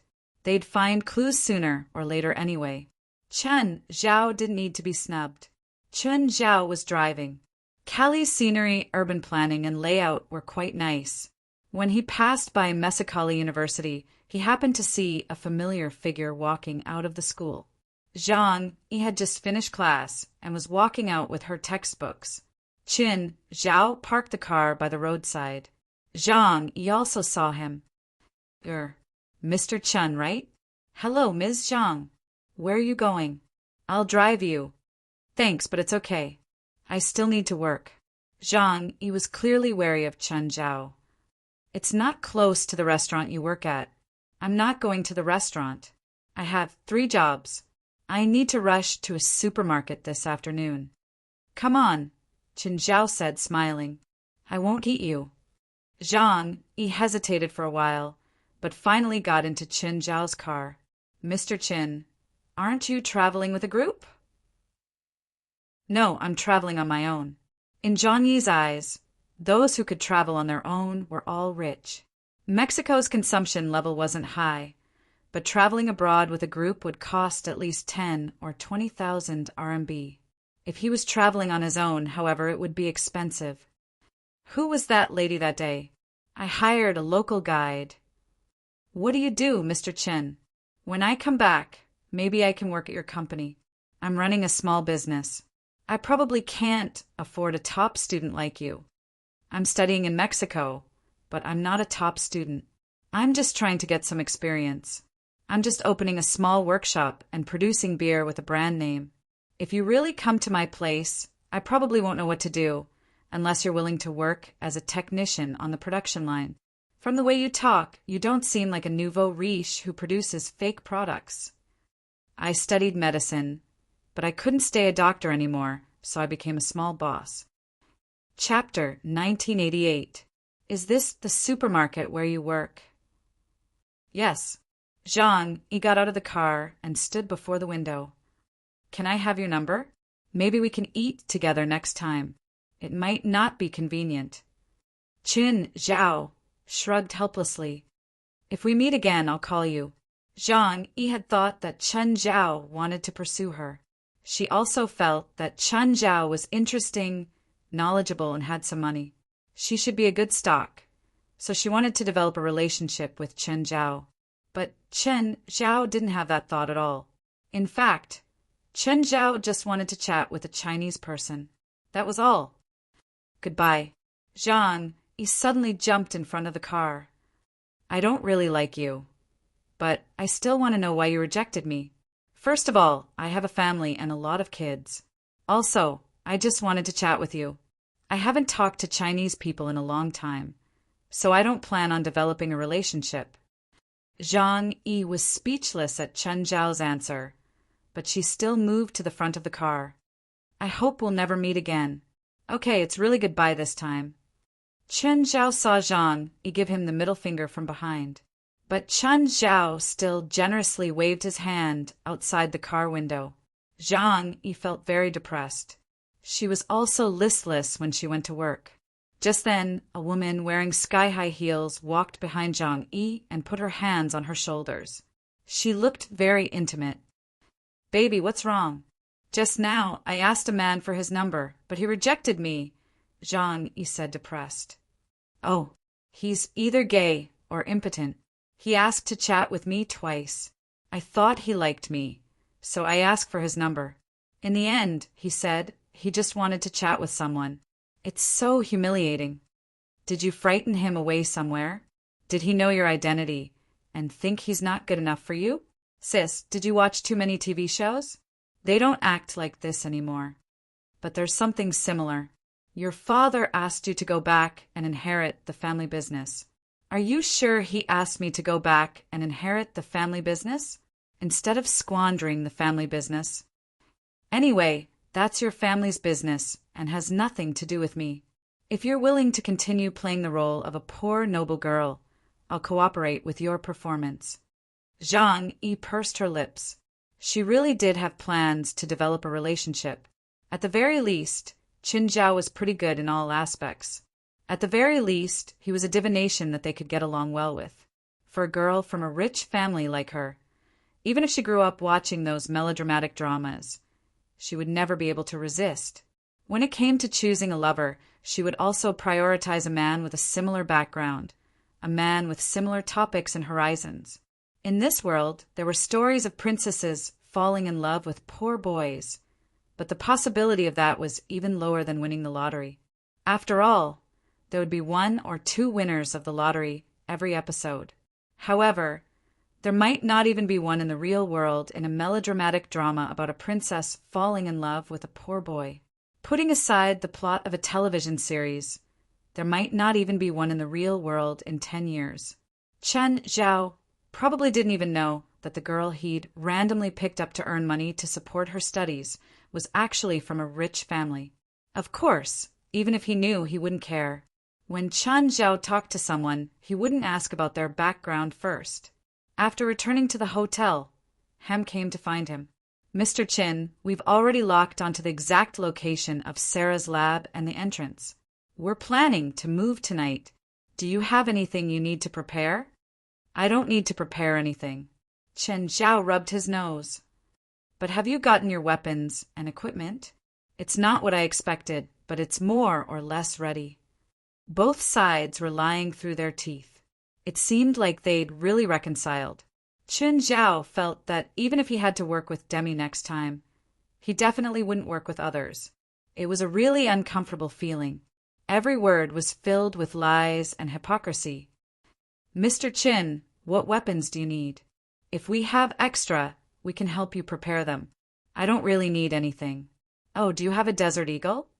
Mr. Chin, are you used to using a Desert Eagle? Actually, most people who use guns wouldn't like a Desert Eagle. As a large caliber handgun, the Desert Eagle had a terrifying recoil that was as powerful as its power. Even men had to hold the gun with both hands to shoot. If they used one hand, they might break their bones with one shot. The Desert Eagle had actually become popular because of games and TV shows. If the main character held the Desert Eagle with both hands and fired continuously, the main character would probably be paralyzed after a battle. After the battle, the protagonist would probably be paralyzed. That terrifying recoil would directly make the protagonist infertile.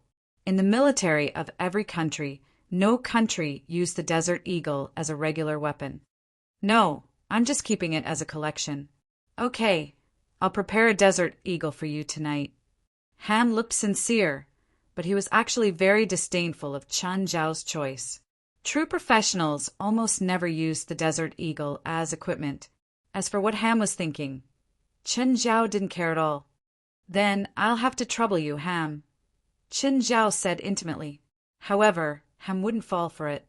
In fact, after Chen Zhao buried Ham and his team in the desert, Ham's vigilance toward Chen Zhao was at its highest. Ham and his subordinates analyzed for 2 days, but they still couldn't figure out how Chen Zhao had done it. In such a short time, Chen Zhao had infiltrated the suite through the hotel's outer wall. After all, what had happened that night was too strange. Even if it happened again, Ham wouldn't know how to defend against it. This time, Ham wouldn't underestimate Chen Zhao like before. If he wasn't completely confident, he definitely wouldn't act rashly. After dinner, Ham and his team were all busy preparing and checking their weapons. Only Chen Zhao was still recovering in the restaurant. Ham couldn't help but rush him, but Chen Zhao still did what he wanted. Ham, don't be so impatient. Take it slow. It's still early. Early? Ham glanced at Chen Zhao. They couldn't just walk out of the door and turn right to Sarah's lab. Their schedule tonight was very tight. It would take a few hours just to get to Sarah's lab. It was already a miracle that they could get there in the second half of the night. In fact, after entering the highway, they had to face the desert in the night. After half an hour of Ham's urging, Chen Zhao was finally full. Mr. Chen, can we go now? Of course. No problem. Chapter 1989. When Chen Zhao stepped into a modified military transport vehicle, the atmosphere in the vehicle dropped to a freezing point. The soldiers all gripped their guns tightly and stared at Chen Zhao. It seemed like they could attack at any time. Just then, Ham spoke up. Mr. Chin, here's the Desert Eagle you wanted. Ham lowered the gun and handed it to Chen Zhao by the handle. Thank you. Chen Zhao took the Desert Eagle and wiped the gun with a handkerchief. He had to admit that the Desert Eagle was indeed very beautiful. Chen Zhao couldn't bear to put it down. The Desert Eagle was just like in the movies. It was heavy in his hands, and his entire aura changed. It could be said that it was a firearm that was deified in movies. Its huge recoil force and weight of up to 2 kilograms, as well as its low performance and reliability, made it impossible for it to be used professionally. However, it had a very good market for civilian use. The Desert Eagle had always been one of the top-selling guns on old America's gun shop shelves. Therefore, The Desert Eagle fully demonstrated the saying that appearance was the best. Of course, Qin Zhao also felt the disdain from his teammates. "Mr. Qin, do you like guns?"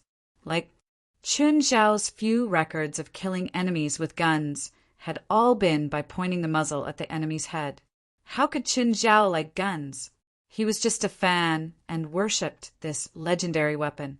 But after a few rounds, he got bored. His natural lack of passion for guns also came with it. It was mainly because Qin Zhao lacked the talent for firearms.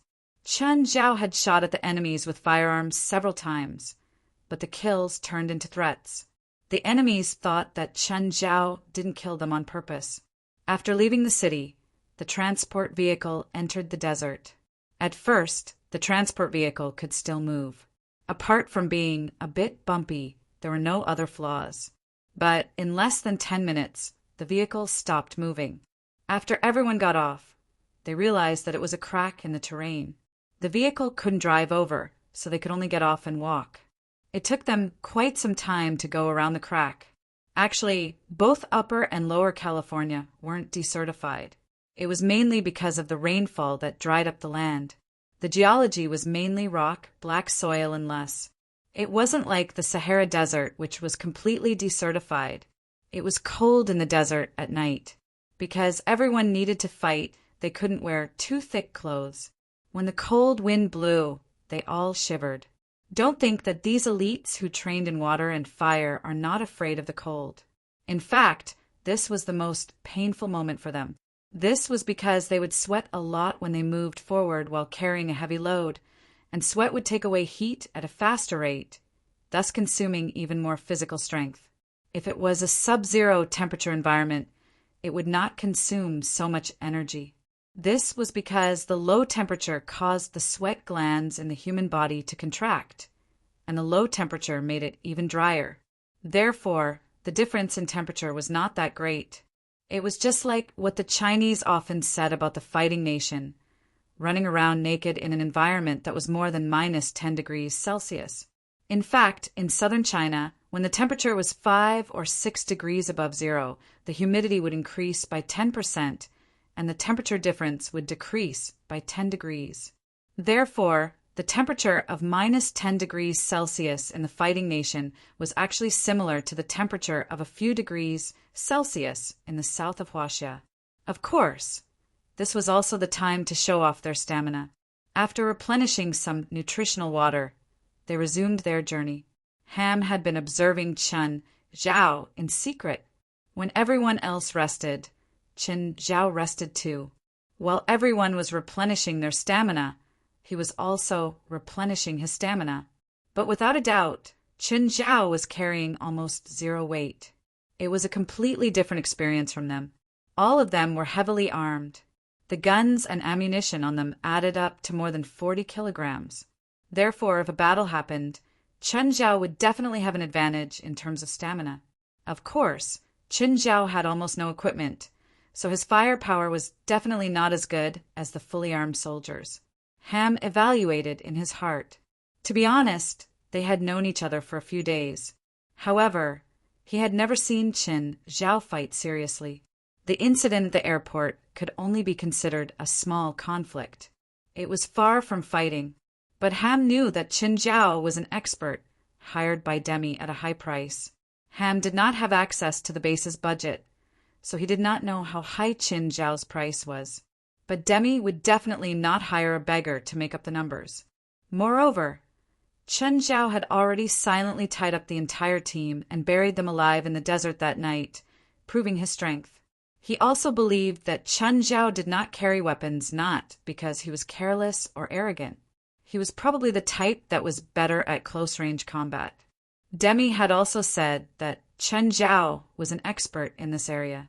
Ham really wanted to see what kind of expert Qin Zhao was, but there were no battles or ambushes along the way. Their biggest enemy was only stamina. They found the entrance according to the intelligence. This is the wall. Where's the entrance? They stopped before a wall in a valley. According to the intelligence, this was the entrance. But there was nothing else apart from the wall. It should be a hidden entrance. Ham studied the wall before him. Then he looked at Qin Zhao. "Mr. Qin, do you have any suggestions?" If the normal method of finding the entrance was very complicated, there was another way: exploding the wall.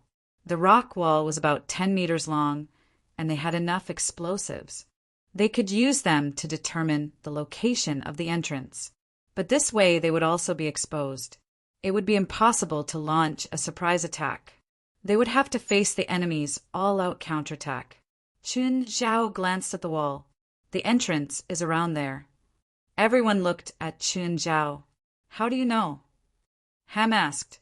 He wasn't doubting Qin Zhao. After all, they were in the same boat. Thus, he believed that Qin Zhao wouldn't lie about this. He felt that Qin Zhao had some way or found some details that they hadn't noticed. "Who has an ultraviolet detector? You can look over there." Just then, one of them switched to an ultraviolet detector. Indeed, there were traces of blood at the place Qin Zhao was pointing at. "Captain." The team member nodded at Ham. Ham took the ultraviolet detector and saw the blood too. "Mr. Qin, you don't seem to have any equipment. How did you see it?" "Of course I have my ways," Qin Zhao said. In fact, Qin Zhao's small world covered the entrance so he could see it. Ham made a few tactical gestures. An engineer soldier lurked at the entrance and began to set up the directional explosives. The series of actions was done in one go. The entire process took less than 45 seconds. After the installation was complete, there was a deep sound. The rocks on the wall started peeling off, revealing the metal door inside. Chapter 1990. After that, the engineer soldier took out a high-temperature cutter and cut a hole with a diameter of 50 centimeters on the metal door. "Okay, you can come over now." The soldier gestured at Ham and the others. Everyone carefully groped their way through the metal door. Inside was a long and narrow passage. There were many circular holes on the walls on both sides of the passage. It looked like the drainage holes of a sewer. There were at least 100 circular holes on both sides of the passage. Ham gave another tactical command, and there were people on guard everywhere. Ham glanced at Qin Zhao in the end. Qin Zhao kept his hands in his pockets, looking like he was taking a leisurely stroll. "Mr. Qin, we're already inside the enemy's building. Shouldn't you be on guard? I have my own plans. You don't have to worry." Ham's expression didn't change, but he had already sentenced Qin Zhao to death in his mind.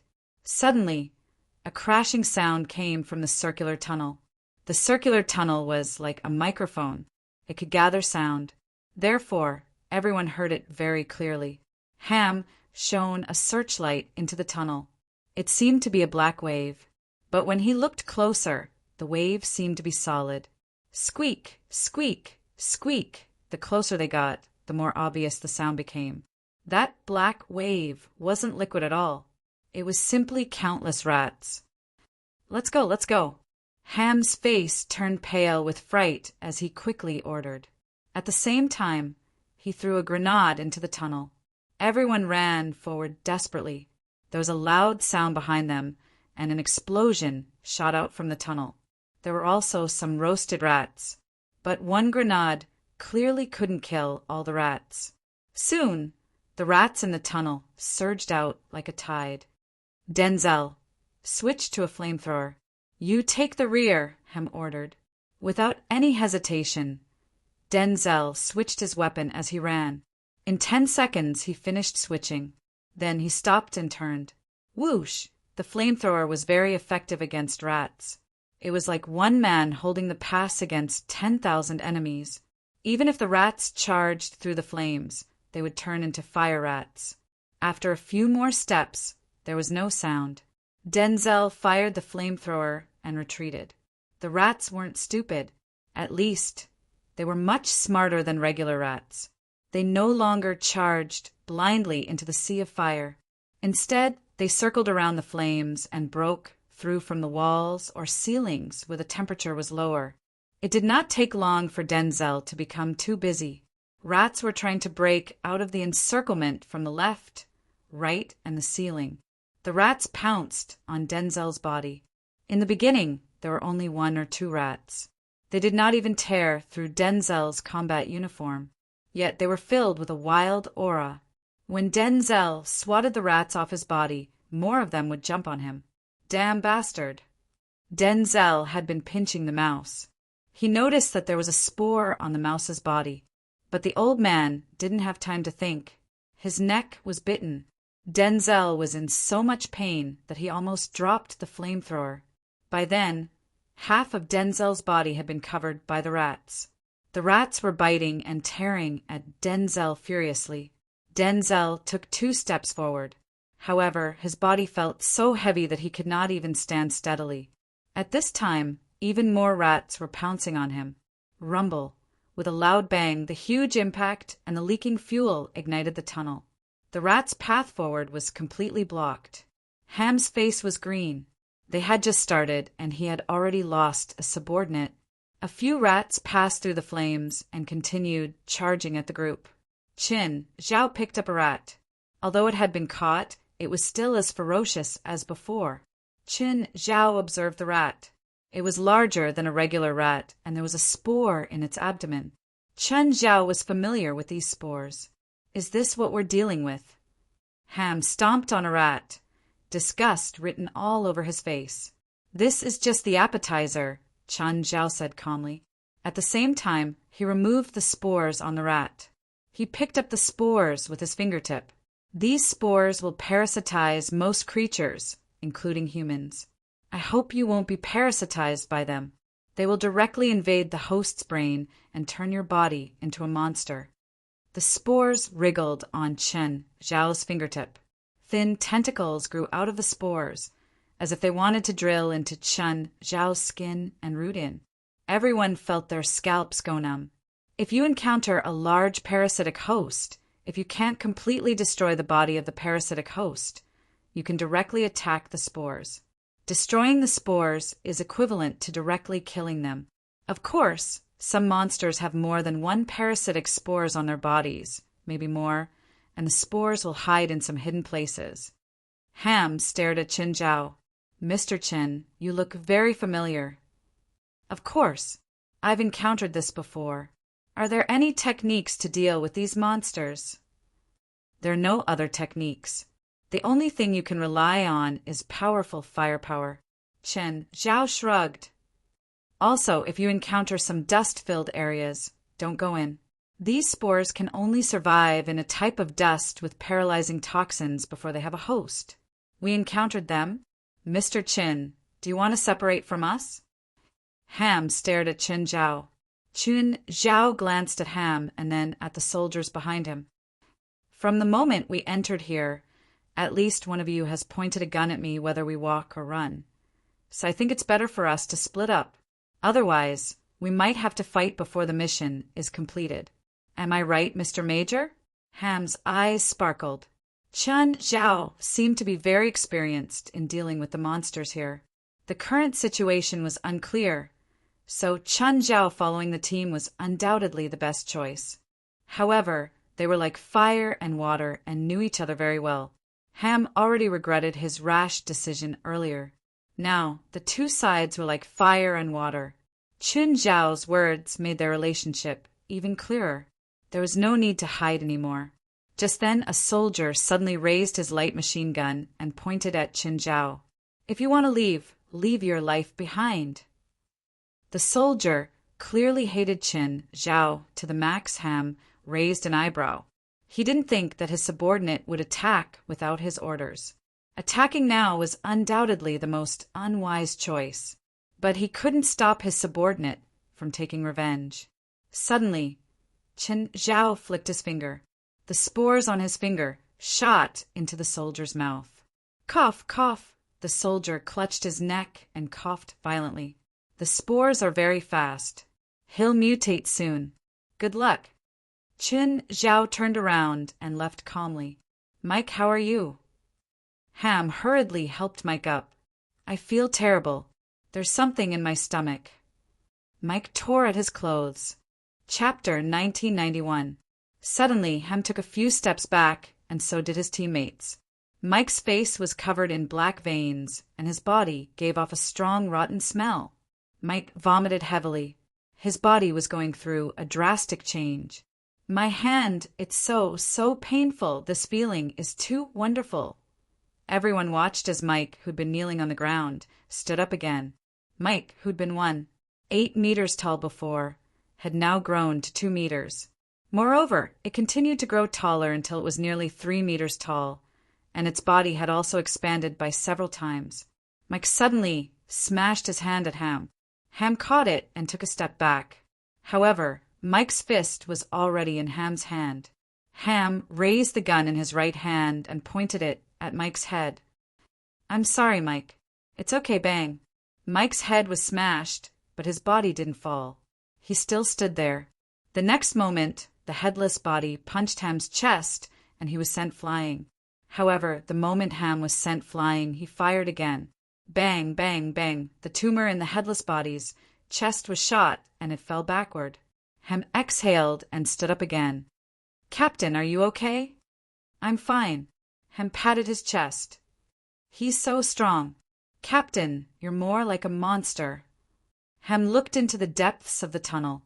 Chen Zhao had already disappeared. "Let's go. If we meet that person again, he'll be our enemy."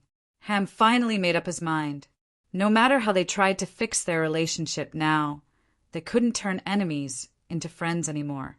They would only be enemies. The team walked forward for a while. Finally, it wasn't a straight path anymore. This was an underground garden built with unknown materials. The interior ceiling of the garden was spherical, and the whole structure was composed of pieces of reflective panels. The top of the garden was a high-heat light source system used to simulate the spectrum and brightness of sunlight. Then the reflective panels would reflect the strong light onto the plants below. There was also an automatic spraying system that would spray every few minutes.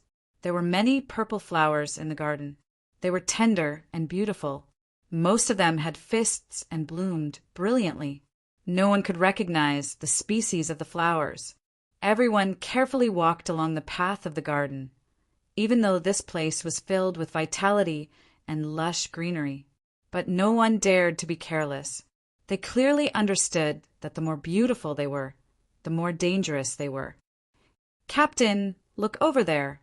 One of the team members pointed at a rotten arm protruding from the soil under a purple flower tree not far away. The bulge under the soil looked like a person, and the main stem of the purple flower was rooted in the human form. A few of the team members covered their mouths and retched, their stomachs churning uncontrollably. These purple flowers use human corpses as nutrients. Ham's expression was cold. "That's right." At this moment, a voice suddenly rang out. Everyone looked up and saw a person standing on the top of the wall. That person was wearing a white work uniform. He should be one of the researchers here, or maybe he was the mastermind behind the scenes. "Who are you?" "Let me introduce myself. I'm Deppler, the person in charge here. Captain Deppler, Latino, 68 years old this year, a biogeneticist. 30 years ago, he was arrested for carrying out forbidden experiments and stealing corpses. He served 21 years in prison," Denzel said. "You know him?" Ham asked in surprise. "I was once in charge of chasing after him. However, that mission ended in failure. Back then, I was just a new recruit," Denzel said. "Did he do anything else after being released from prison?" "The same old problem. Carrying out dangerous forbidden experiments, stealing corpses, murder, and terrorist attacks. More accurately, massacres. He set up a laboratory in a small town near the U.S.-Mexico border and released a poisonous gas into the town, causing over 20 people to die from the deadly virus. In the process of chasing after him, he caused the death of another 12 soldiers. After that, he disappeared without a trace. I'm glad there are still people who know me," Deppler said loudly. "He doesn't look like he's 68 years old. He looks like he's 40 years old at most. He looks even younger than a few years ago," Denzel said. Everyone revealed puzzled looks. Truth be told, they did not believe it either. The man standing at the top was really 68 years old. Depler was wearing glasses. His face had some unshaven stubble, and his hair was thick. Although he was only wearing a white coat, he still looked very elegant. It was hard to imagine that he was an evil scientist who had committed countless crimes. "I am indeed Depler. This is all thanks to my many years of research. Now my research is approaching perfection. You will be fortunate enough to be the first to benefit," Depler said with a smile. At that moment, Ham suddenly raised his gun and fired at Depler, who was tens of meters away. Bang! A sticky tentacle reached out from under Depler's white coat and blocked Ham's bullet. Everyone swallowed a mouthful of saliva. What was that? The end of the tentacle slowly opened up, revealing a mouth that looked like a petal. Next, the mouth spat out and the bullet flew back at Ham. Ham's cheek was cut by his own bullet. More tentacles slowly extended out from Depler's back. Do you see? Do you see that? In the future, humans will have many more tentacles. This way, they can carry out more work and live more conveniently. They have stronger cell structures. A tentacle can lift up to 3 tons, and its maximum length can reach 5 meters. Work that could only be done by machines in the past can now be done with tentacles.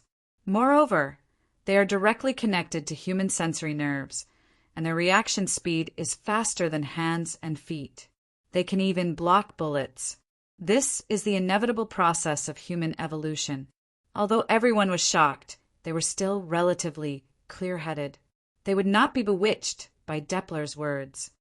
Evolution. You call this evolution? Ham sneered. This time he put away his pistol and took out an automatic rifle from behind his back. You can block bullets from a pistol. I wonder if you can block bullets from an automatic rifle?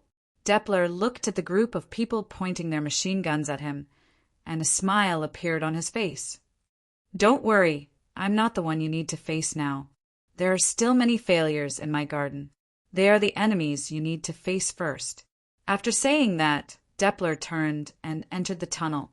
The tunnel was once again blocked by the reflector. At that moment, a corpse stood up shakily in the garden. Captain, this is Resident Evil, right? Chapter 1992. The corpses were covered by the roots of the purple flowers. Some corpses were on their bodies, while others had purple flowers on their heads or backs. It seemed that the roots had given them the power to stand up again. Everyone switched to flamethrowers. The situation didn't look good, but Ham was unusually calm. The moment the flamethrower was fired, all the corpses were engulfed. But the flames died out faster than expected. At this time, the living corpses did not fall. Their broken bodies seemed to be flowing with red flames. The flowers on their bodies turned from purple to red. A corpse suddenly opened its mouth and spat out flames at everyone. Damn. Everyone dodged. They absorbed energy and changed their element through it. Chun Xiao looked at the corpses in the garden quietly. They were more agile and active than before. It was probably because they could only photosynthesize after absorbing ultraviolet. Therefore, the flowers didn't give the corpses enough vitality, which was why they were weak. Then, Ham and the others thought they were smart and used flames to attack the flowers and corpses. This made the corpses even harder to deal with. Of course, if it were Chen Zhao, he would probably do the same. After all, plants were restrained by flames. Normal people would think this way. But Chen Zhao also noticed that some corpses and symbiotic flowers were still burned. This meant that the upper limit of their energy absorption wasn't high. Chen Zhao caught a corpse and realized that the upper limit was indeed very low. This was understandable. Their bodies were already broken and couldn't absorb too much energy. They also couldn't be preserved for long. But the relationship between the host and the parasite was quite special. First, the symbiotic flower lived in the host's body. When it grew to a certain stage, it would give energy back to the host. This pattern could be maintained until the corpses were completely decayed. The symbiotic flower probably secreted some substance that could slow down the process. However, the decay was still an irreversible process. The The symbiotic flower would lose its host sooner or later. Just then, Qin Zhao heard a pained shriek. A soldier was pounced on by a corpse and then burned to death by the fire it spat. But Ham quickly stabilized the situation. It had to be said that Ham's personal ability and command skills were more than a level higher than the other soldiers. Apart from being caught off guard at the beginning, they didn't give them too much trouble. Even if the zombies were faster and more agile, even if they had the ability to breathe fire, even though their numbers far outnumbered the soldiers. However, in the face of well-trained soldiers and excellent equipment, they still couldn't pose much of a threat. Soon, all the living corpses in the garden were cleared. Ham and the others were still on guard as they carefully walked down the aisle. Who knew if a few more living corpses would rise from the soil? Everyone let out a long sigh of relief after passing through the passage. Be careful, no one knows what else is here. But at that moment, the ground beneath their feet suddenly collapsed. Everyone slid down the trap beneath their feet. Puff! Puff! Everyone fell onto a sandy ground. Fortunately, there was sand below them. Otherwise, this fall would have made them lose their fighting strength. Ham and the others got up and looked at everyone. Are you all okay? I'm fine. I'm fine. Everyone got up and began to observe their surroundings. However, they found themselves in a field the size of a football field, and the bottom was covered with fine sand. It was surrounded by a wall, and there were many seats on the high platform behind the wall. It was like a coliseum down there. On the seats beside it, there were more than 10 researchers in white coats sitting or standing. In the field, unless the people in the center used a sniper rifle, they wouldn't be able to attack the researchers. Captain, what should we do now? Just then, the sand in the distance suddenly rose up. Something's in the sand. Ham's expression changed. The thing under the sand was rapidly approaching them. However, the weapons in their hands couldn't penetrate the sand at all, let alone attack the thing under the ground. Just as the sand was flying in front of everyone, a huge mouth drilled out of the sand and bit down on one of the soldiers. Ham was shocked. The monster had crawled out right beside him. If the monster did not choose his teammates, but chose him instead, he would have become its food. It was a monster that looked like a snake, but its head was more like a viper's. There were many spores all over the back of the snake monster. Boom! The soldier was also very decisive. Without hesitation, he pulled the grenade and self-destructed. The bloody mouth was immediately blown to pieces. The explosives and flamethrower that the soldier carried also detonated, completely igniting the snake monster's body. The snake monster's burning body kept rolling on the ground. Just then, the other snake monsters crawled out of the sand. They crazily bit their own kind that had been ignited. Fire at will and kill them. Hurry!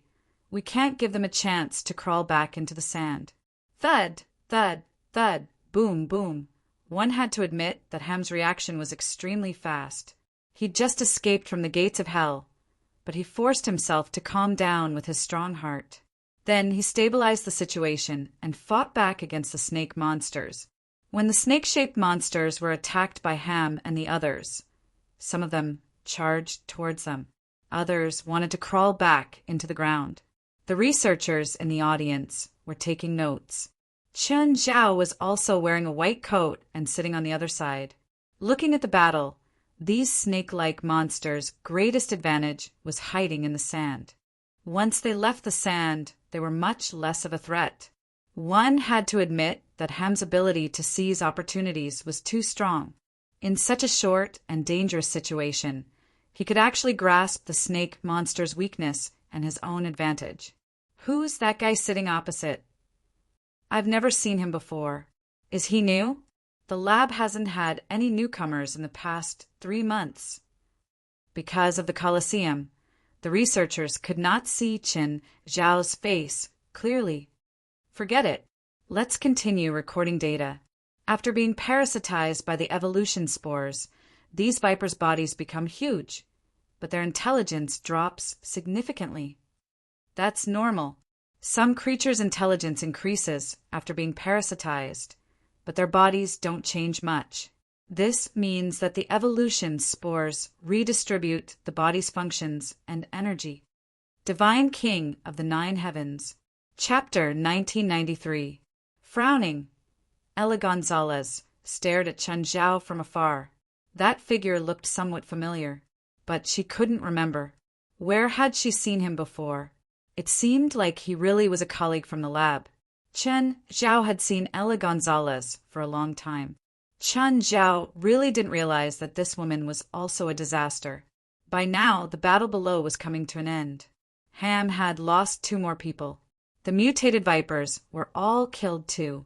Ham realized that the flamethrower was very effective here. Snakes were very sensitive to heat sources. As long as the flamethrower was turned on, the mutated viper would jump in front of it. Then it would burn itself to death. To be honest, even Chen Zhao thought that these mutated monsters were a joke. They weren't even as good as the living corpses in the garden. Chen Zhao shook his head. This kind of battle was really boring. Let's go out and see if there's anything interesting here. Doppler watched the battle on the monitor. Ham had already defeated the mutated viper. But then the second group of monsters appeared. Taking advantage of this gap, Doppler's eyes caught a glimpse of a person appearing on another monitor. Who's the person in the warehouse in Area S? I've already locked it down. Apart from me, no one can go in. Who let him in? Doppler frowned. Where are the guards in Area S? Sir, I'll ask for you now, Doppler's assistant said. Throw those guards into the flower fertilizer, or throw them into the spore culture tank. The assistant used the communicator to contact the guards in Area S, but there was no reply. Sir, the guards in Area S didn't reply. Something must have happened there. Doppler's expression changed drastically. He immediately ran to the monitor and pulled up the surveillance footage along the entrance of the warehouse. The 2 of them saw from the surveillance camera that all the guards along the corridor leading to the warehouse entrance in Area S had fallen to the ground. How can this be? There are so many people. How come there's no alarm when someone intrudes? Damn it, catch him! Doppler shouted hurriedly. Hurry! We can't let him mess around inside. As Doppler spoke, he saw Chen Zhao grab a stick and smash it at a container. Clang! The container broke, and a monster soaking in it fell to the ground. Chen Zhao kicked it. It was still alive. Chen Zhao ran to the second container and smashed it. The monster in the container was also alive. Chen Zhao was about to smash the third container when the speaker in the room sounded. Stop! Hurry up and stop! These monsters can't be released. They will kill everyone here. Hearing this, Chen Zhao no longer hesitated. He smashed the third container heavily with the rod in his hand. Hurry up and stop him. Hurry up and stop him. Doppler was really anxious now. He had no idea when this intruder had appeared. Previously, he thought that Ham's group was the only intruder, but he didn't expect another one to appear out of nowhere. Chen Zhao had smashed all 20 containers in the warehouse in Zone S. Chen Zhao looked back. Some monsters had already woken up. He didn't care about the mess and left in a carefree manner. Just as he reached the door, he heard footsteps in front of him. When Chen Zhao returned to the warehouse, the people in front had already charged in with weapons. But they didn't see Chen Zhao. Instead, a monster charged toward them. What's happening outside? The researchers in the Colosseum heard the intense gunshots outside. They couldn't help but look back. Ella Gonzalez was wearing a headset. Her colleagues' voices could be heard through it. Ella Gonzalez's expression changed drastically. Oh no, let's go. Leave this place. What's happening?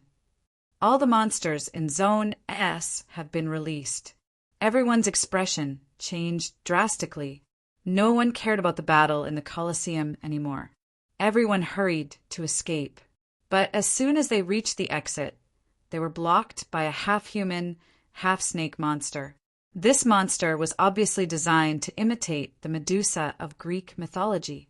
However, her size and appearance were more twisted, and she didn't have the ability to turn into stone. There were dozens of finger-thick snakes on her head. She grabbed a researcher and tore at his flesh crazily. This way was blocked. Ella Gonzalez and the other reacted quickly and turned back to the audience. They planned to escape through the other tunnel. Just then, they heard their colleagues' screams.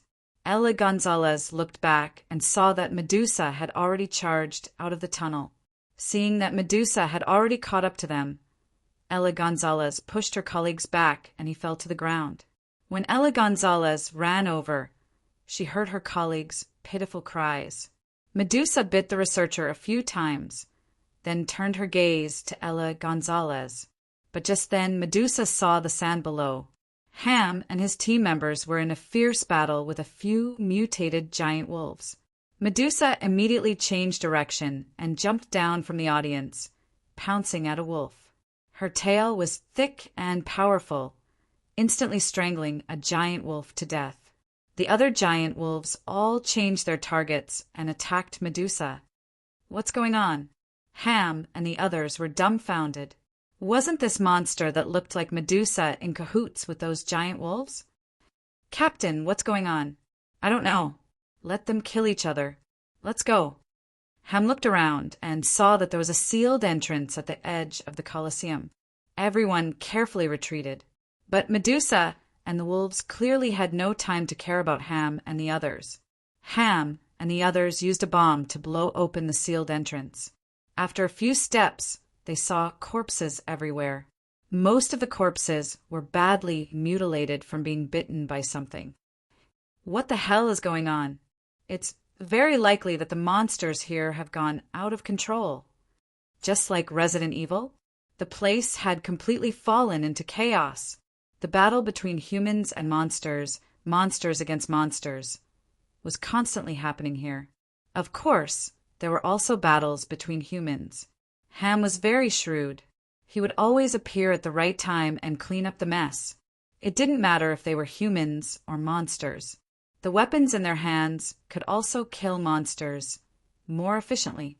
But even they couldn't be dealt with by just anyone. Very soon, they ran into trouble. They broke into a very large room covered in spider webs. There were more than a dozen researchers hanging on the spider webs. And in the middle of the spider webs, there was a half-human, half-spider monster. Chapter 1994. What Ella Gonzalez saw was carnage and chaos. Everything was out of order. Ella Gonzalez pushed open a room door and quickly closed it. This was the surveillance room, but there was another person in it. The person was leaning back on a swivel chair with one leg on the control panel, watching the bloody slaughter on the screen. Ella Gonzalez frowned and took a step forward. "It's you." Ella Gonzalez was really frightened. She subconsciously extended the tentacle she'd hidden in her white coat. Qin Zhao turned his head. He looked at Ella Gonzalez and then at the aggressive tentacle. "Miss Ella, you're so professional. If I didn't come here, would you have arranged a schedule for me?" Qin Zhao more or less understood now. Where did these people get so many experimental materials? They were all tricked by tour guides. What could be more convenient than a tour guide? He could even earn some extra money. Ella Gonzalez's expression was cold. "Who are you?" Since Chen Zhao had come here, he definitely wasn't an ordinary person. Chen Zhao raised his head and thought seriously. How should I put it? I seem to be a troublemaker now. Chen Zhao felt that he really hadn't done anything serious after coming here. In terms of killing enemies, he hadn't really killed many monsters, so he just wandered around and caused trouble. After leaving Area S, he went to their cafeteria. Speaking of which, the chef here was really good. If he hadn't died so early, Chen Zhao would have taken him out. The most important thing to do was to kill the monster that ate Chef and take revenge for him. Those monsters outside were released by you. You can't say that. That's not releasing, Chen Zhao said seriously. Also, put away that tentacle of yours. It'll be good for everyone. Chen Zhao said with a serious expression. Do you know what the consequences of your actions will be? I do. Look, it's so fun. Chen Zhao pointed at the screen. All the surveillance screens were filled with bloody scenes. You call this fun? What else? I thought you'd like it. After all, both of you seem to be doing the same thing. Why? Are you starting to feel uncomfortable now that your identities have been swapped? You will die here too. No, I won't die here. Chun Zhao suddenly noticed that Depler was fighting with a monster in one of the surveillance images. Is that Depler your boss? He looks really strong. All the monsters in Area S were sent in by him, Ella Gonzalez said.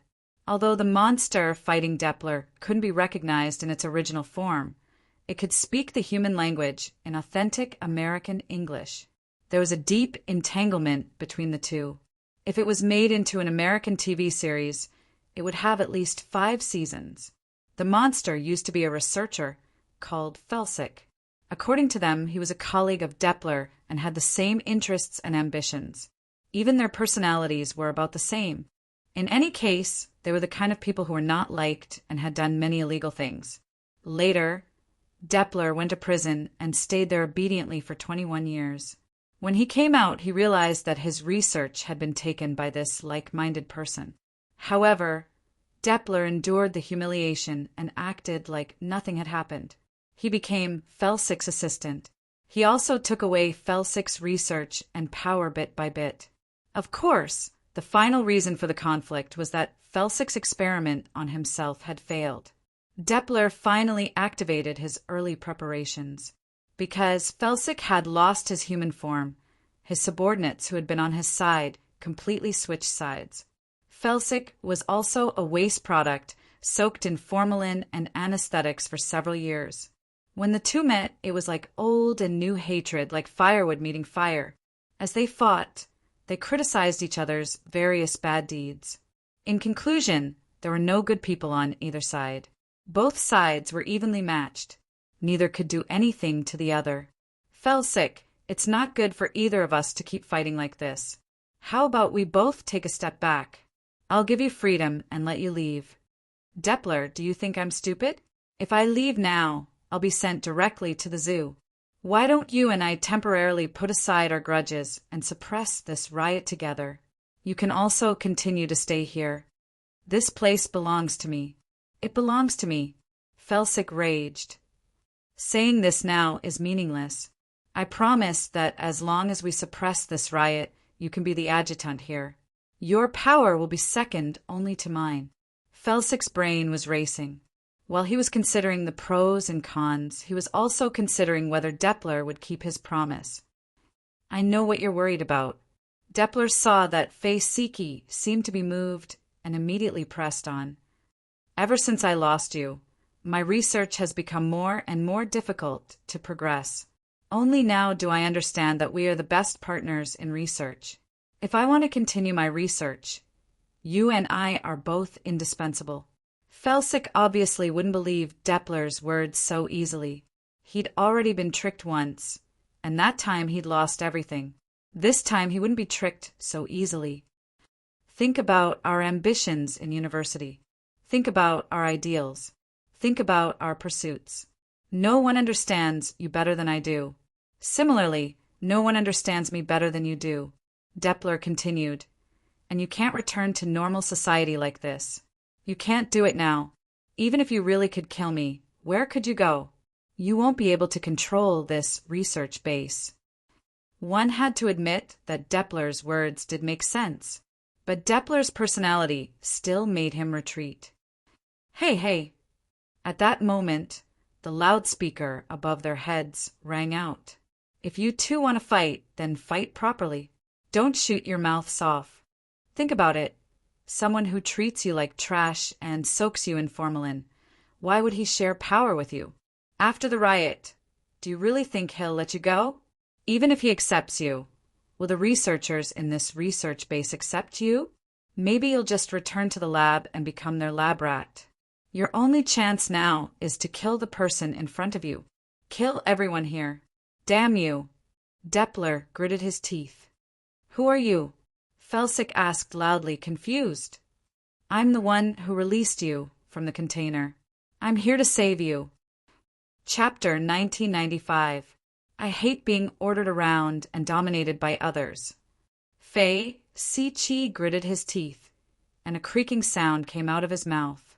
Sometimes you should just accept arrangements, Qinzhao said. It's good for you. He's hiding in the control room, Depler said. Clearly, since Chen Zhao knew that they were fighting, he must have seen it through the images in the control room. Fiske turned his head and glanced at Depler. He was hesitating whether he should go find Chen Zhao first or fight Depler first. Just like I said before, I can accept you again. He is the main culprit behind this chaos. Kill him, and you can obtain what you lost in the past. Fei Si knew that Depler couldn't be trusted, but he also knew that he didn't have many choices. Of course, he felt that he could just suppress the chaos here first, and then kill Depler. Ella Gonzalez looked at Chen Zhao. She was hesitating whether to attack him or not. She'd also been modified, but she still wasn't a battle type. She was a researcher, but Chen Zhao seemed to be strong. Just then, the wall was smashed through. A furry monster charged in. It had the fangs of a crocodile, the compound eyes of a dragonfly, the body of a bear, and the claws of a wolf. Chen Zhao jumped lightly and landed on the monster's head. Then he jumped down to the hole in the wall. Ms. Ella, play with it slowly. I'm leaving now. Ella Gonzalez's face paled in fear. He looked at the monster that was pieced together in front of him. Test subject number 12 was nicknamed the Beast. But Beast was a very special test subject. The other test subjects were either modified or mutated. On the other hand, wild beasts were truly pieced together. It used the genes of various beasts to create parts or organs of beast, and then piece them together. Finally, through the parasitism of evolutionary spores, the monster was activated. It had the racial advantages of various creatures. Some species had hidden talents. For example, the power of an ant was hidden in its body. It could be said that it was one of the most dangerous test subjects. Ella Gonzalez had seen Beast a few times, but it was always through the container. The wild beasts had existed longer than she had been in this research base. In order to suppress the wild beasts, they were constantly soaked in anesthetics and had to be injected with strong tranquilizers regularly. After soaking for a few years, the beast became as thin as a stick. However, after it broke free, it quickly recovered its stamina by devouring the researchers and other monsters. Its mouth could bite through an iron pillar with a diameter of 15 centimeters. Ella Gonzalez felt like she was going to die. But just then, the beast chose to chase after Chen Zhao. Clearly, it was very unhappy that Chen Zhao had stepped on its head when he was running. Or maybe it thought that old flesh tasted better. Chen Zhao was surprised that the beast would chase after him. The beast looked cruel, bloodthirsty, and irrational. In reality, there was still a certain level of thinking. At least it remembers hatred, and this kind of emotion was very pure. When it bore a grudge against a person, it would even abandon its prey or food right in front of it. But Chen Zhao wasn't that easy to catch. In the blink of an eye, the beast had lost sight of him. However, it had an amazing sense of smell. All of its characteristics were the most powerful in nature. Of course, it was as the saying went. Mutation and evolution were two different things. This kind of assembled monster had the same flaw. It was instability. Evolutionary spores couldn't really make a species evolve, nor could they completely fuse the genes of a few completely different species. It wasn't even a living thing. It was just an organ that had been glued together. Chen Zhao wandered around. Suddenly he saw a tunnel. There was a sign at the entrance, Dustless Lab. The outside world was in chaos, but the inside world was still peaceful. Many guards stood at the entrance to prevent the monsters from entering. They even set up a high-voltage electric fence to block the entrance. Chen Zhao killed all the guards. Not a single one was left. Then he walked into the Dustless Lab. Chen Zhao saw many isolation rooms. Some of the glass rooms contained creatures that had just completed experiments. The other room was a breeding room, which was used to cultivate evolution spores. there were still researchers working in those rooms. It was as if the bloody battlefield outside had nothing to do with them. Qin Zhao had pretty much seen the entire dustless lab, but he only had a rough look. They seemed to have extracted the essence of some kind of plant. Then the zombie spores from the Amazon rainforest were put into the plant essence to be cultivated. Then the zombie spores would undergo a few more steps of mutation and cultivation, finally turning into evolutionary spores. But to Qin Zhao, they were more like enhanced zombie spores than evolutionary spores. In the Amazon rainforest, the real zombie spores only attached themselves to the insects and sucked the nutrients from the insects. After killing the insects, they would find new hosts. They repeated the same process over and over again. They didn't have the ability to make other species evolve or mutate.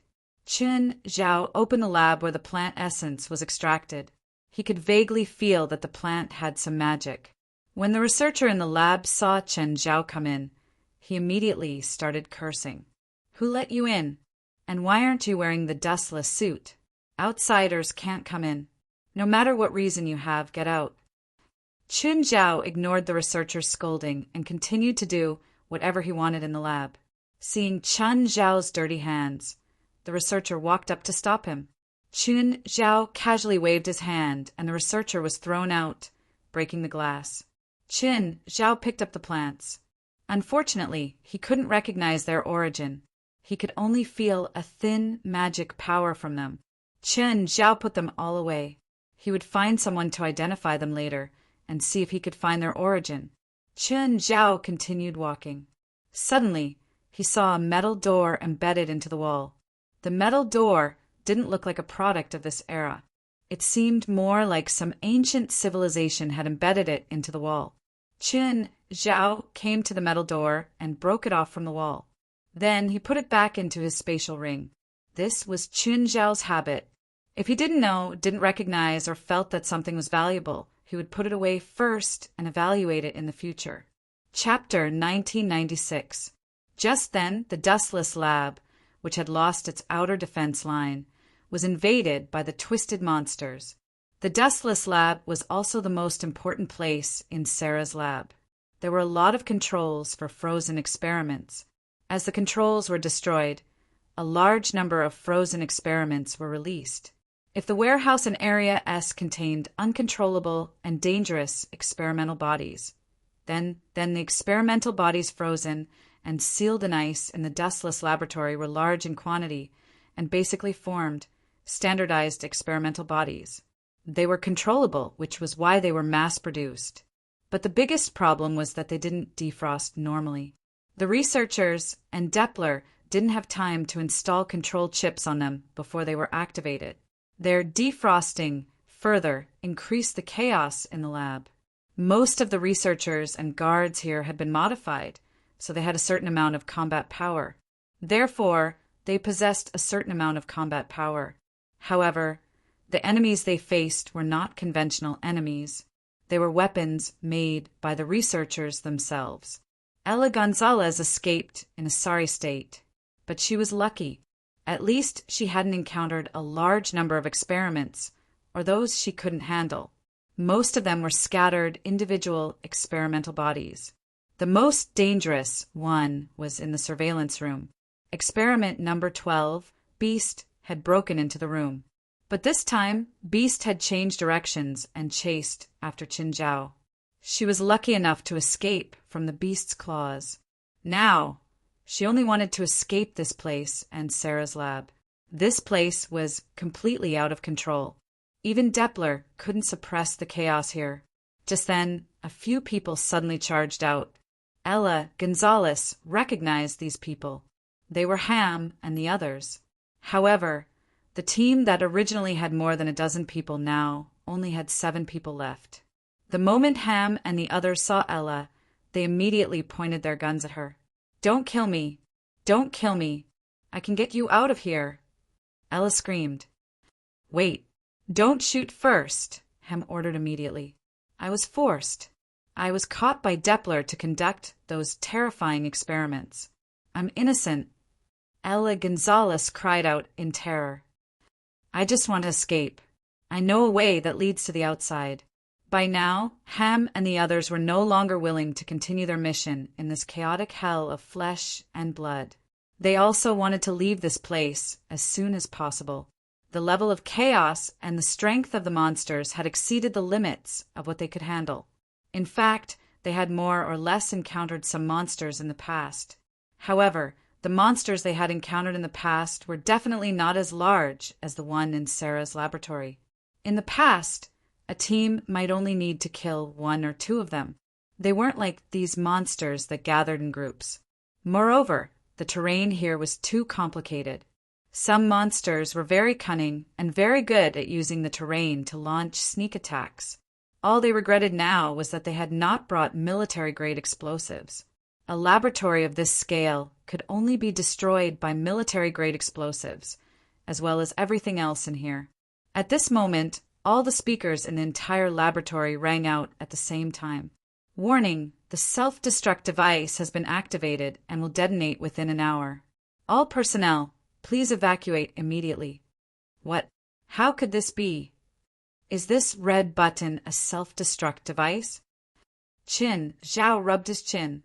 "That saves me a lot of trouble." Chen Zhao was suddenly in a good mood. A self-destruct device had clearly solved a lot of problems. However, Chen Zhao believed that not everyone would die in the explosion. Some people definitely had secret passages that could escape outside. So, Chen Zhao had to block the exit and wipe out everything completely. Chen Zhao realized that he was a bit lost. Why did it feel like every path was the same? He walked here and there. Suddenly, he saw a few familiar figures before him.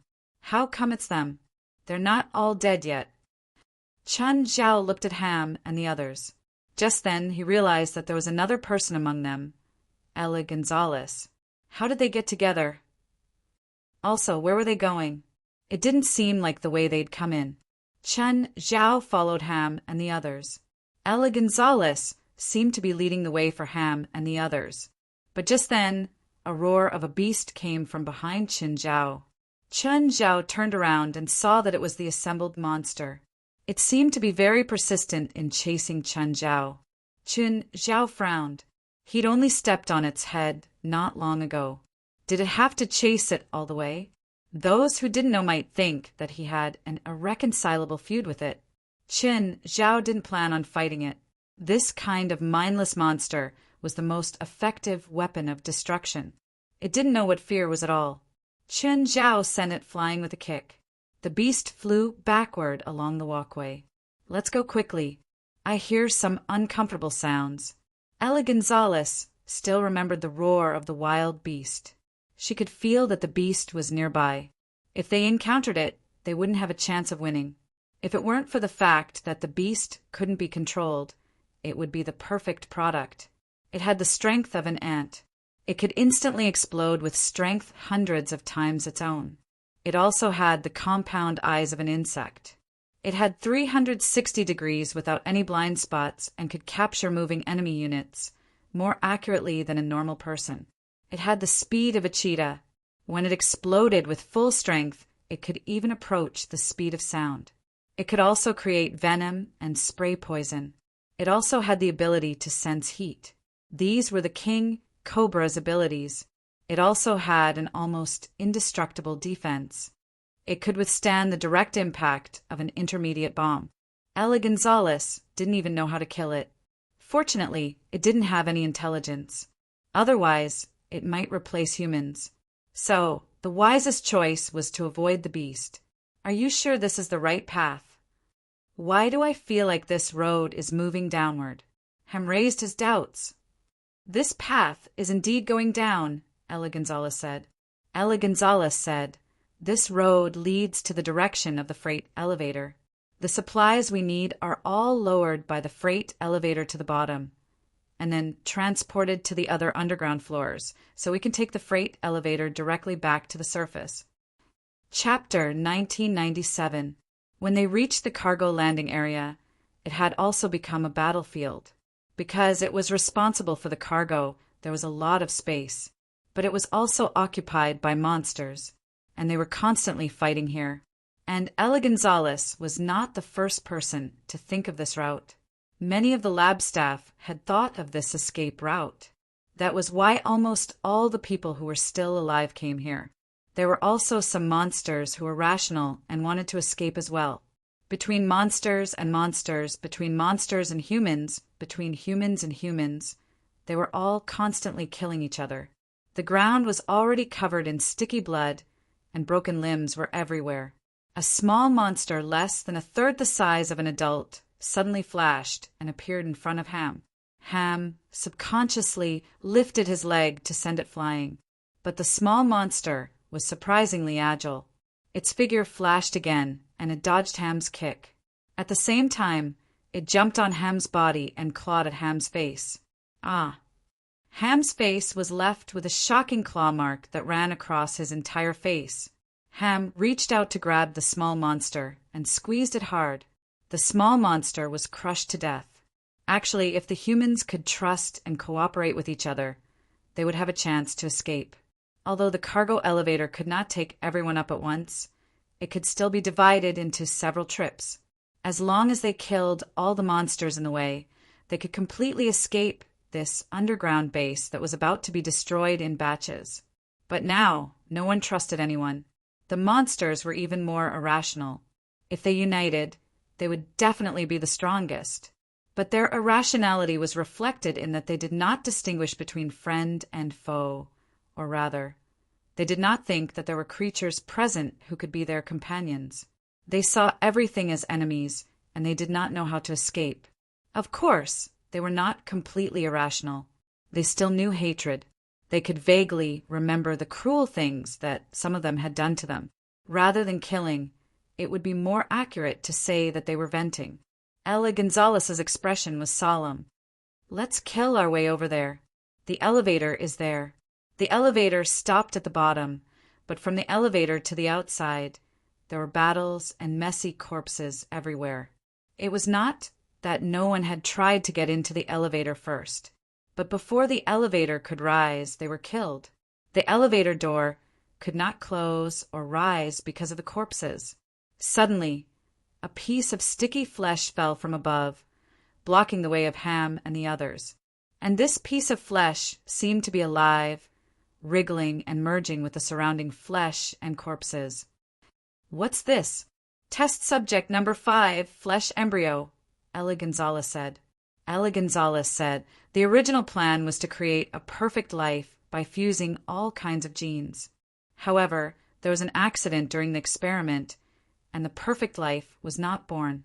After cultivating the first flesh and blood, it began to devour all living things and flesh, turning them into a part of its own body. Even the few experimenters present were devoured.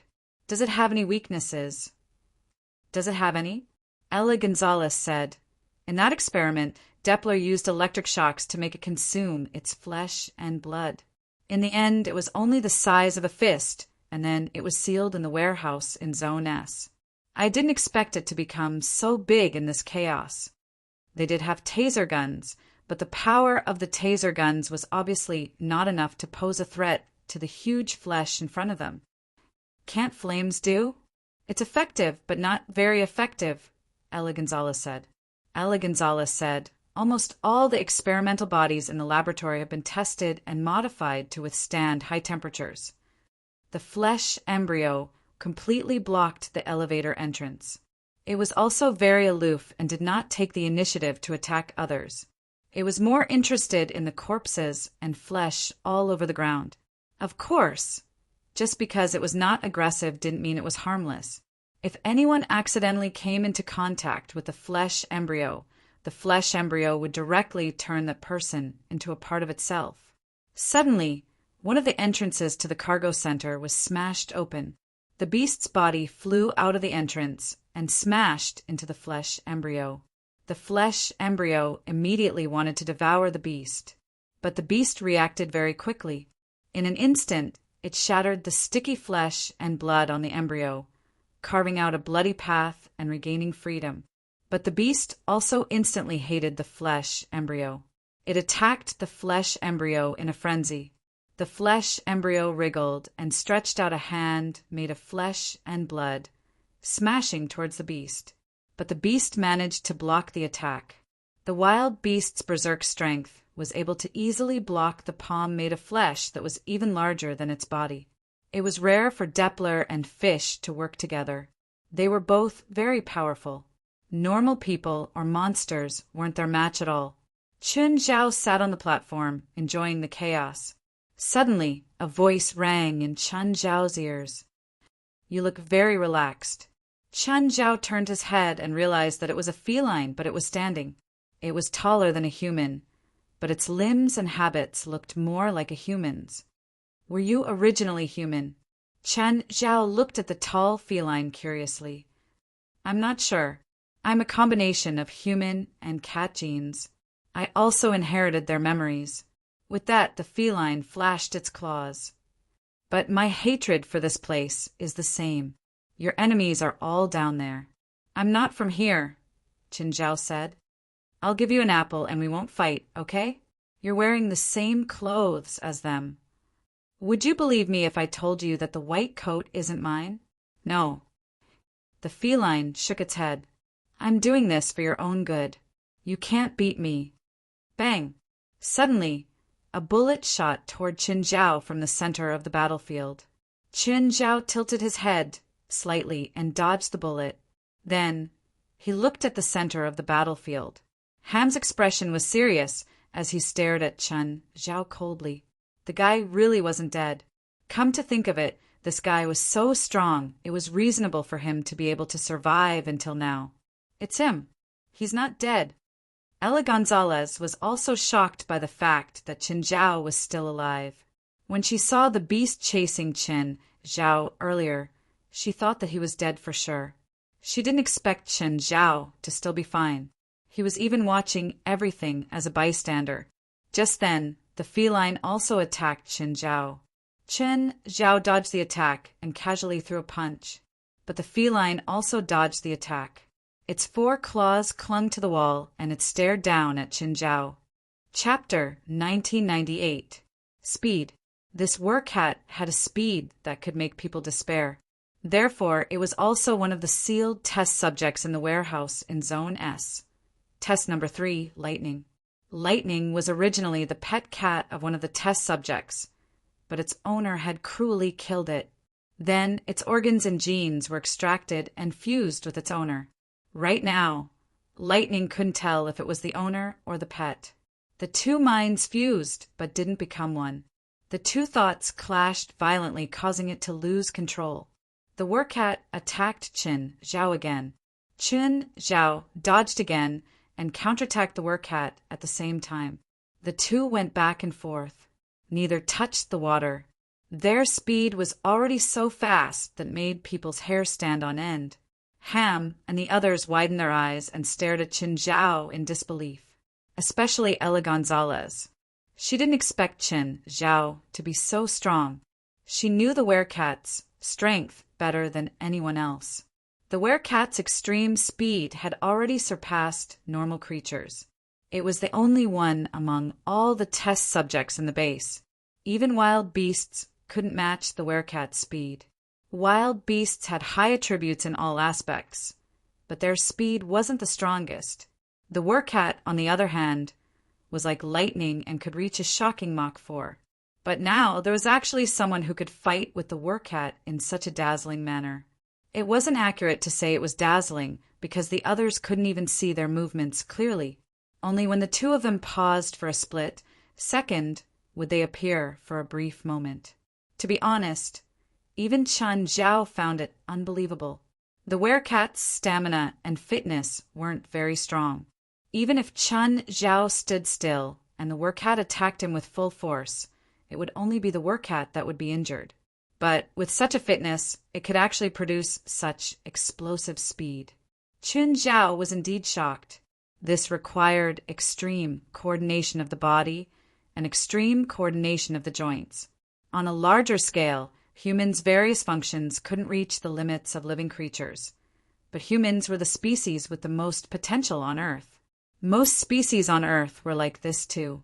If a species reached the extreme in a certain ability, it meant that the distribution of energy in its body would be out of balance.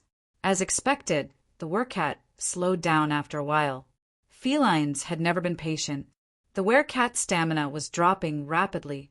However, when the werecat realized that it could no longer maintain its super speed, it immediately slowed down and retreated to a safe distance. Chun Zhao and the werecat fought for more than a minute. Neither of them touched the other. At this time, a large number of mutant rats suddenly fell from the ceiling of the cargo base. Chun Zhao immediately retreated. The mutant rats started attacking all living things in a frenzy. Chun Zhao realized that there was an extremely large rat on the ceiling. It should be the king of the mutated rats. Ella Gonzalez's expression turned even uglier. The appearance of the Rat King made the situation even more chaotic. The Rat King had an army of countless rats. Although the size of these mutated rats was too small, their numbers were enough to make one's hair stand on end. Mutated rats attack everything, even flesh and blood embryos. However, the flesh embryo was not to be trifled with. The mutated rats that attacked it were all swallowed by it. At this time, the Rat King also came down from the ceiling. It pounced on the flesh embryo and devoured it crazily. Taking advantage of the fact that their king was devouring the flesh embryo, the other mutated mice also began to crazily fight for food. At this moment, the Rat King's movement suddenly stopped. Then it began to roll on the ground. Something in its body seemed to be about to break out. In fact, this was also a battle between two experimental bodies, the Rat King and the flesh embryo. One was digesting the flesh embryo, while the other was trying to assimilate the Rat King's body from within. Now, it was a matter of who killed the other first.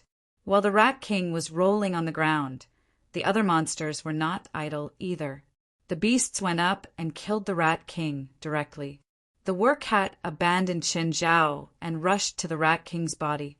She needed to replenish her energy. After the Rat King died, a part of its body was eaten by the other experimental bodies. The flesh embryo pounced to the Rat King's body and assimilated it from within. Just then, the flesh embryo withered like a fungus, as if something was causing it to quickly die. Depler, who was still fighting, shuddered. He turned to look at the flesh embryo. Depler's expression was very complicated. Excited or happy or afraid. The flesh embryo wasn't dying.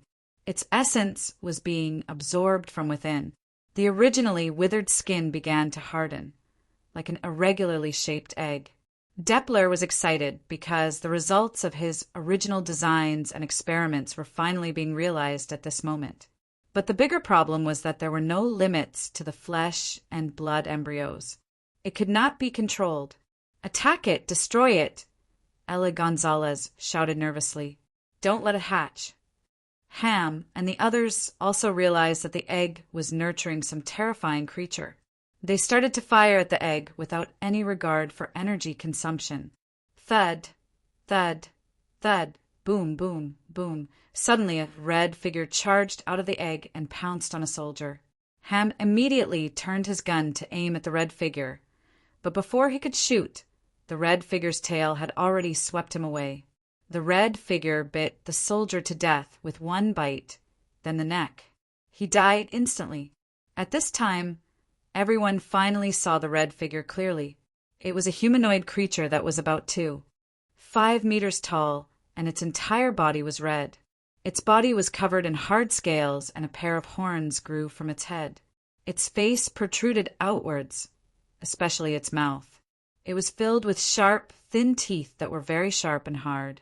The length and structure of its limbs were very similar to humans, but humans definitely did not have sharp claws.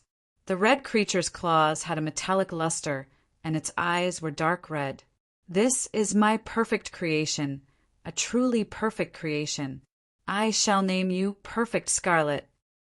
Depler stared at the red creature with glowing eyes.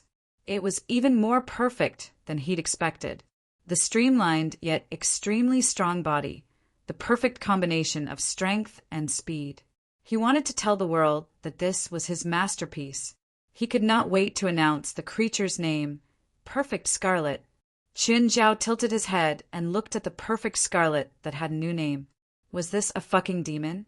Chen Zhao suspected that Depler had added some demon-related cells or organs and then revived the demon. Chapter 1999. Perfect Scarlet slowly turned her head to look at Depler. I'm Lycagatsbaria. Perfect Scarlet's silent gaze made one's hair stand on end. When did you get a name? Who gave it to you? I'm your creator. Only I have the right to give you a name. Lycagatsbaria looked at Depler silently.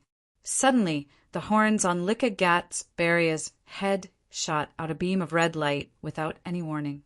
Depler jumped in fright. The tentacles behind him immediately blocked in front of him, but the tentacles were instantly pierced through and the red light hit his chest. Depler's face was filled with shock. What kind of power was this? It was completely beyond his understanding. You're not dead. Lycagatsbaria walked toward Depler. Depler realized that he couldn't move an inch. He could only watch as Lycagatsbaria strolled toward him. I'll take your soul. Lycagatsbaria reached out and grabbed Depler's face. Then he pulled forcefully, and Depler's soul was pulled out. Depler's body had been modified. He was no longer human, but his soul was still in human form. Such an unclean soul. It's perfect as the source of my power. Lycagatsbaria opened his mouth and swallowed Depler's soul. Having lost his soul, Depler's body collapsed onto the ground. Although his body's powerful recovery ability was still healing the hole in his chest, it was already an empty shell without a soul. Chen Zhao looked at Lycagatsbaria. Baria? So he was also the king of Sloth's subordinate? Amon was also Baria's subordinate. They had the same bloodline, but their forms were so different. They were even two completely different species. At this moment, a claw appeared behind Lycagatsbaria without any warning. Lycagatsbaria reacted quickly and dodged immediately. The claw belonged to a cat person. Although Lycagatsbaria had already dodged, his back was still scratched by the cat person. B****. How dare you offend the great Lycagatsbaria? Lycagatsbaria was furious. His cat-like body moved. His animal instincts told him that Lycagatsbaria was dangerous. The horns on Lycagatsbaria's head shot out another red shockwave. But this time it wasn't directed. Instead, it spread in all directions in a circular arc. The werewolf was immediately hit by Lycagatsbaria's red shockwave. Instantly, the cat-human felt as if her body had been filled with lead, and she couldn't move at all. Qin Zhao was also affected by the red shockwave. Instantly, he felt like he couldn't move. However, the feeling was very good and short-lived. It reminded him of when he fought against the Black Dragon in the Tower of Trials. Black Dragon had a similar move. Through the suppression of Dragon's might, he could temporarily immobilize Qin Zhao. Lycagatsbaria's red shockwave was very similar to the Black Dragon's ability, but in terms of effectiveness, it wasn't as powerful as the Black Dragon. This was understandable. Lycagatsbaria wasn't as powerful as the Black Dragon. Lycagatsbaria had already grabbed the werecat's neck while she was frozen. Damned bastard, go to hell! The werecat, who had been fighting fiercely with Qin Zhao earlier, was instantly strangled to death by Lycagatsbaria. The werecat's greatest strength was its speed. Once its speed was restricted, it would lose everything. Just as Lycagatsbaria finished off the werecat, a huge force attacked him from behind. It was an attack from a beast. The beast's terrifying strength sent Lycagatsbaria flying. Be it humans or experimentals, they all felt a great threat from Lycagatsbaria. Therefore, at this time, they actually joined forces without any discussion. Ham and the others attacked Lycagatsbaria, who had been sent flying. Bullets and bombs rained down on Lycagatsbaria. Everyone and the experimentals sensed it. If they didn't kill Lycagatsbaria, they would be the ones to die. But to Licka Gat's Beria, the power of the bullets and bombs was only a tickle. "No, don't you have stronger weapons?" Ella Gonzalez said anxiously. "These weapons can't hurt this monster at all." Bang! As soon as Ella Gonzalez finished speaking, a red light pierced through her. Ella Gonzalez fell to the ground, vomiting blood in large mouthfuls. Licka Gatsberia stood in the rain of bullets, his expression extremely arrogant. "You should show enough respect when facing someone more powerful than you." Just then the beast attacked again. Its heavy claws slapped at Licka Gatsberia. Licka Gatsberia also raised his arm to block the attack, but he was still not as strong as the beast. Under the beast's continuous attacks, he was forced to retreat. Licka Gatsberia immediately changed his strategy and avoided fighting the beast head-on. Every time the beast attacked, Licka Gatsberia would use a red shockwave. The beast was a real beast. It didn't know how to dodge at all. After being hit by the shockwave, the beast would pause for a few seconds.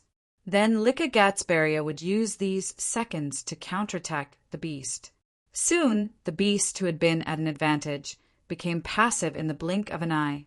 It was covered in wounds. Chen Zhao realized that Licka Gatsberia couldn't keep releasing the red shockwave. The others didn't notice, but Chen Zhao did. Every time, Licka Gatsberia would release it for around a minute. Also, after each release, his attacks would be much weaker. "Let's go. Let these monsters keep fighting." Ella Gonzalez didn't want to waste any more time here. She was seriously injured. Although her vitality was stronger than normal people's, she wasn't immortal. She needed to find a place to heal. This was definitely not a good place to do so. Ham and the others didn't want to keep fighting either. Right now, everyone's attention was on Licka Gatsberia. This was a good chance for them to escape. Everyone boarded the freight elevator. Just as the doors were about to close, Fei Siki jumped in. Suddenly, the atmosphere in the elevator became tense again. "I won't stop you," Fei Siki said. "Don't stop me either." Everyone exchanged glances and reluctantly agreed to Fei Siki's request. Although Fei Siki was in monster form, he could still communicate with them. Now no one wanted to fight. They just wanted to escape. Chapter 2000. But when the elevator rose less than 10 meters, there was a loud noise. Something seemed to fall from the elevator. Then there was an intense feeling of weightlessness. Bang! The elevator landed heavily on the ground. Everyone felt their blood boil. Then the metal door above the elevator was lifted open. That detestable face peeked in. But what welcomed him was Ham's bullets. "Get out!" Ham yelled. Holding a machine gun, he kept shooting at Licka Gatsberia. Fisky kicked the elevator door open.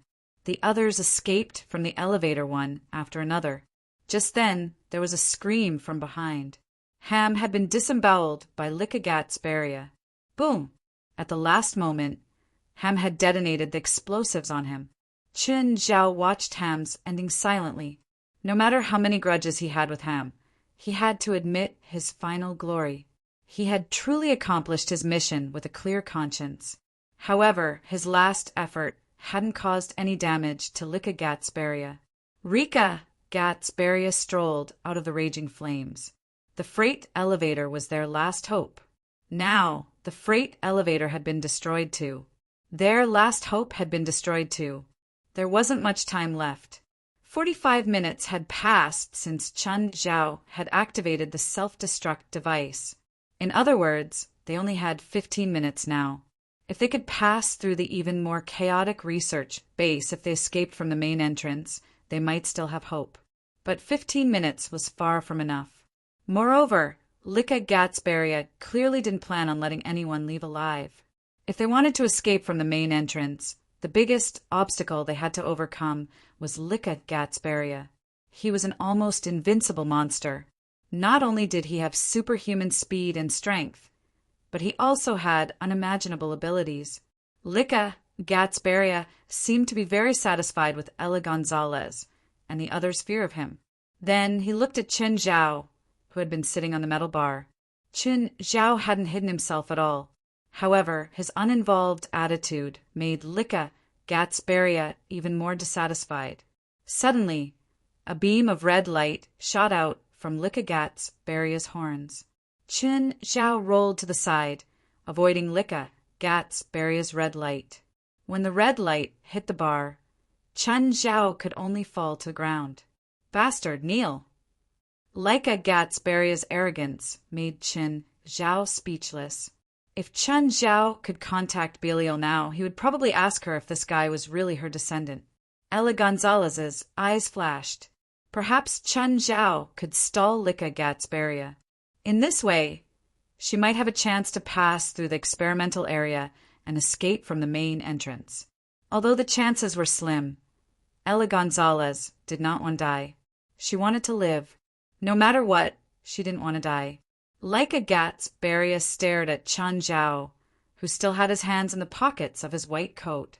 There was not a speck of dust on Chen Zhao's clothes, as if he hadn't fought at all. "Are you so sure that you can defeat me?" Chen Zhao took out an angelic crystal. He flicked it with his thumb and grasped the air. Although it was only a finger-sized angelic crystal, the holy aura it emitted still made Rika Gatsbaria feel threatened. "I know you're afraid of this." Chen Zhao smiled at Rika Gatsbaria. When Rika Gatsbaria saw the angelic crystal, his expression changed involuntarily. However, it wasn't easy for him to retreat so easily. "That thing can threaten me, but it's not enough." Chen Zhao crooked his finger. "You can try." Rika Gatsbaria instantly released a red shockwave. It was another full-screen attack. Even Chen Zhao could not dodge it. Seizing the moment Chen Zhao was frozen, Rika Gatsbaria had already reached Chen Zhao. Chen Zhao raised his hand and grabbed Rika Gatsbaria's neck. However, Chen Zhao felt like he was grabbing a slippery eel. Rika Gatsbaria immediately broke free and retreated. Lika Gatsbaria turned pale with fright. How could this be? How could Chen Zhao still move? Was he stronger than him? But he was just a human. Rika Gatsbaria knew that his freezing spell wasn't perfect. The strength of the spell determined how long it could freeze the opponent. For example, when he'd fought Doppler and Beast earlier, he could easily freeze them for a few seconds or even longer. Of course, if the target was too strong, the freezing time would be shortened too. In fact, if the target was a Demon King and he could hit it, the freezing time would probably be infinitely close to zero. Chen Zhao wiped the slippery liquid off his hand. "You're really an eel. So slippery." Smiling, Chen Zhao looked at Rika Gatsbaria. "You better be faster. Even if you freeze my body, it'll be meaningless if you can't be faster." Rika Gatsbaria's body tensed up. He looked at Chen Zhao warily. "Who exactly are you?" Everyone stared at Chen Zhao in shock. Chen Zhao had actually counterattacked Rika Gatsbaria.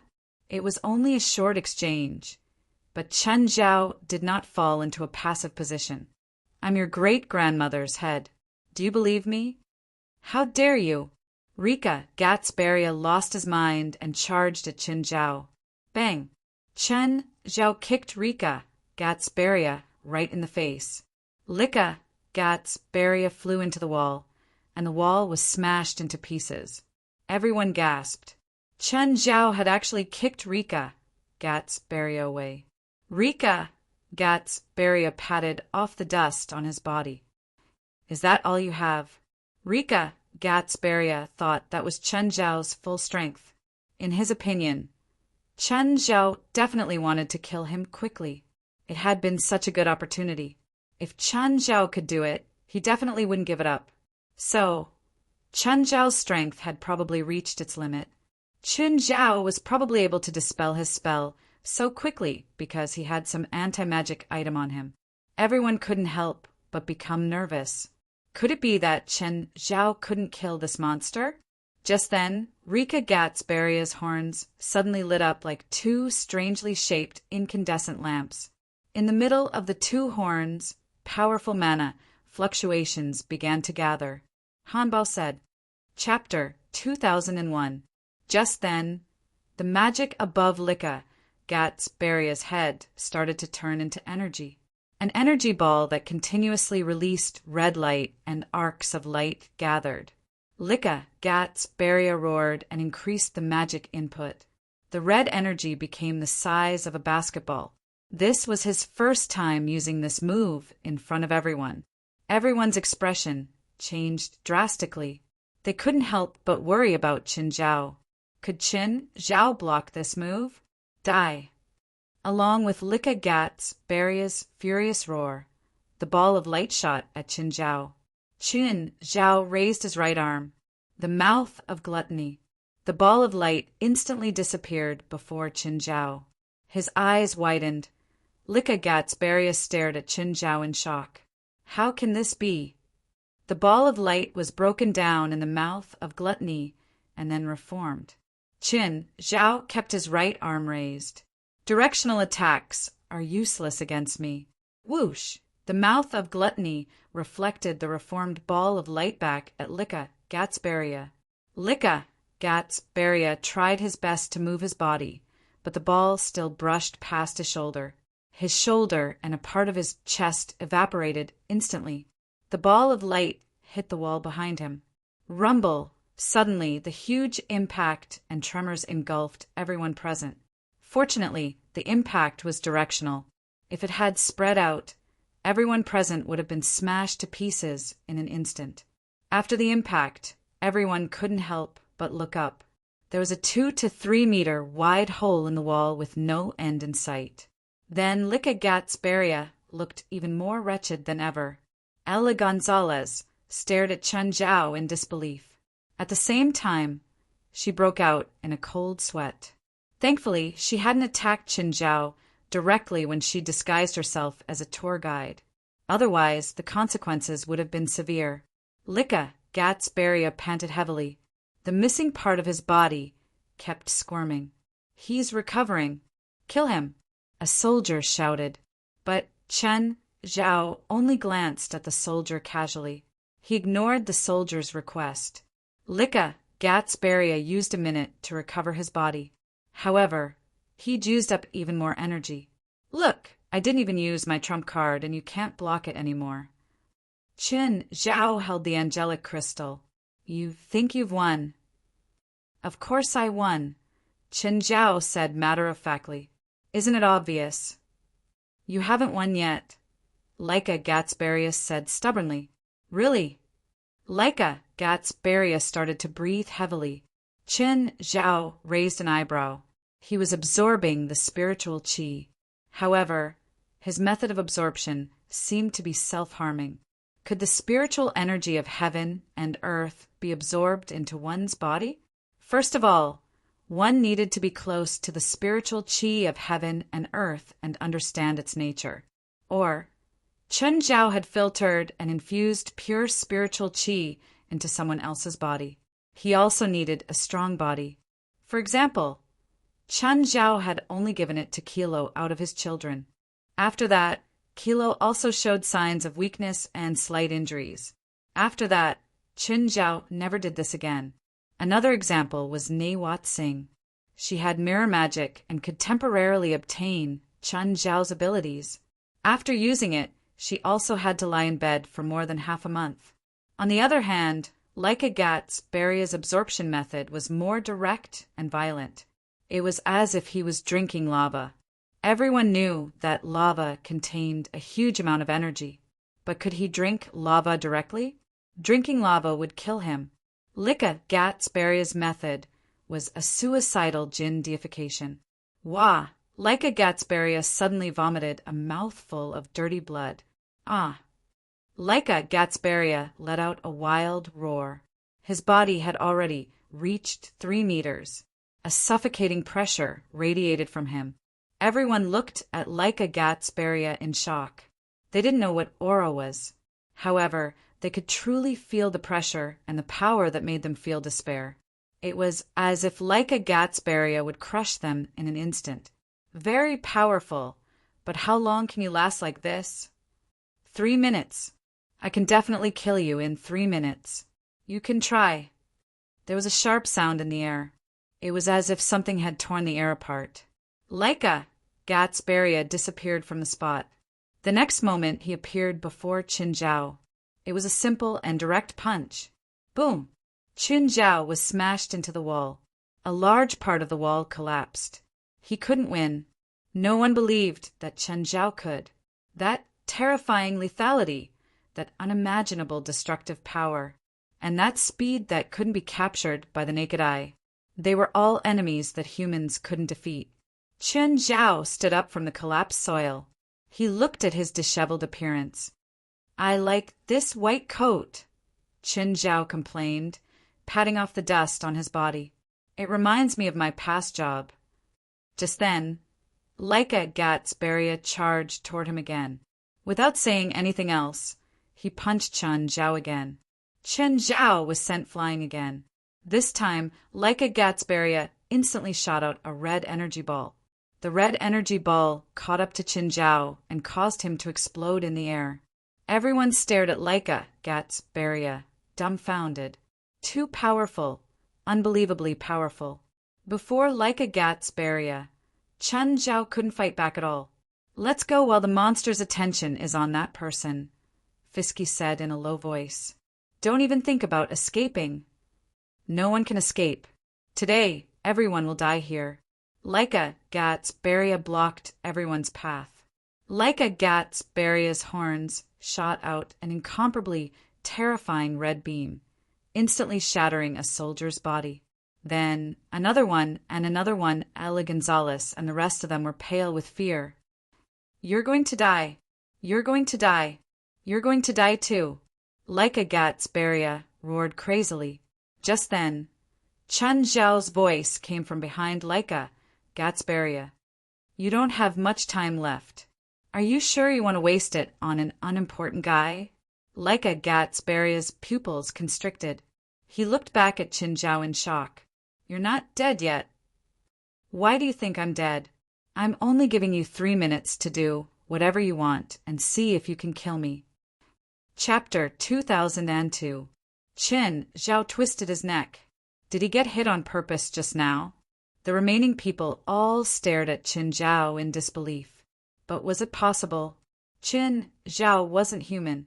He was a monster beyond human comprehension. If Laika Gatsbaria had been beaten up on purpose, they could understand. But Qin Zhao said that he let Laika Gatsbaria attack on purpose. They found it hard to believe. I don't need you to let me. Go die. Laika Gatsbaria roared as he charged at Qin Zhao. This time he didn't hold back anymore. He went all out. The unstoppable power blasted at Qin Zhao. But this time, Qin Zhao's face only tilted slightly. You don't need me to let you? Fine. Qin Zhao punched back.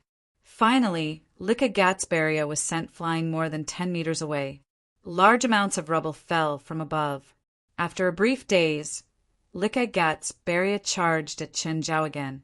Qin Zhao punched at Laika Gatsbaria.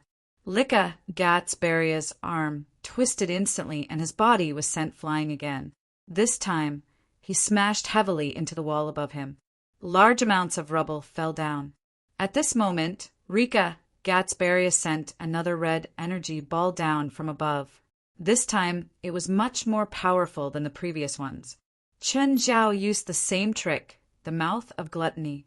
The red energy ball was instantly absorbed. In less than a second, it was fed back to Laika Gatsbaria. Boom! The energy blast hit Laika Gatsbaria, who was dozens of meters away. But right now, Laika Gatsbaria had a godlike state. Any damage could be instantly healed. As long as it wasn't a fatal blow, he could ignore it. Of course, he also knew that this was his final craziness. Laika Gatsbaria fell vertically toward Qin Zhao. Boom!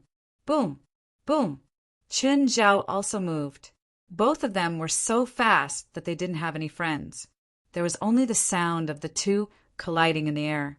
The survivors trembled in fear at the sound of the explosion. They couldn't do anything. They couldn't even protect themselves, let alone escape.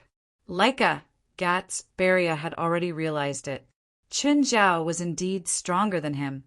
Even if he used forbidden power, he was still no match for Qin Zhao. That kind of overwhelming power made it impossible for him to resist. Right now, he could only barely remain undefeated. This was all thanks to the insane self-healing ability brought about by the 3 minutes of madness. He no longer had any scruples, and he even gave up on defense and evasion. Qin Zhao punched him, so he punched Qin Zhao back. But to him, Qin Zhao's punch was practically destructive. Every punch that landed on his body would cause his body parts to shatter, but had no effect on Qin Zhao. Suddenly, a series of loud noises rang out in the air. The crowd did not see anyone either. The surrounding rock walls were constantly blown away and cracked. It was a battle they couldn't understand. It was a battle that they could never imagine even if they exhausted their imaginations. Suddenly, an incomparably dull bang sounded in the sky. Then, everyone saw a beam of red light fall. It smashed the ground into pieces. Leica Gatsbaria was lying in a huge pit. Leica Gatsbaria's body recovered quickly, and he struggled to stand up.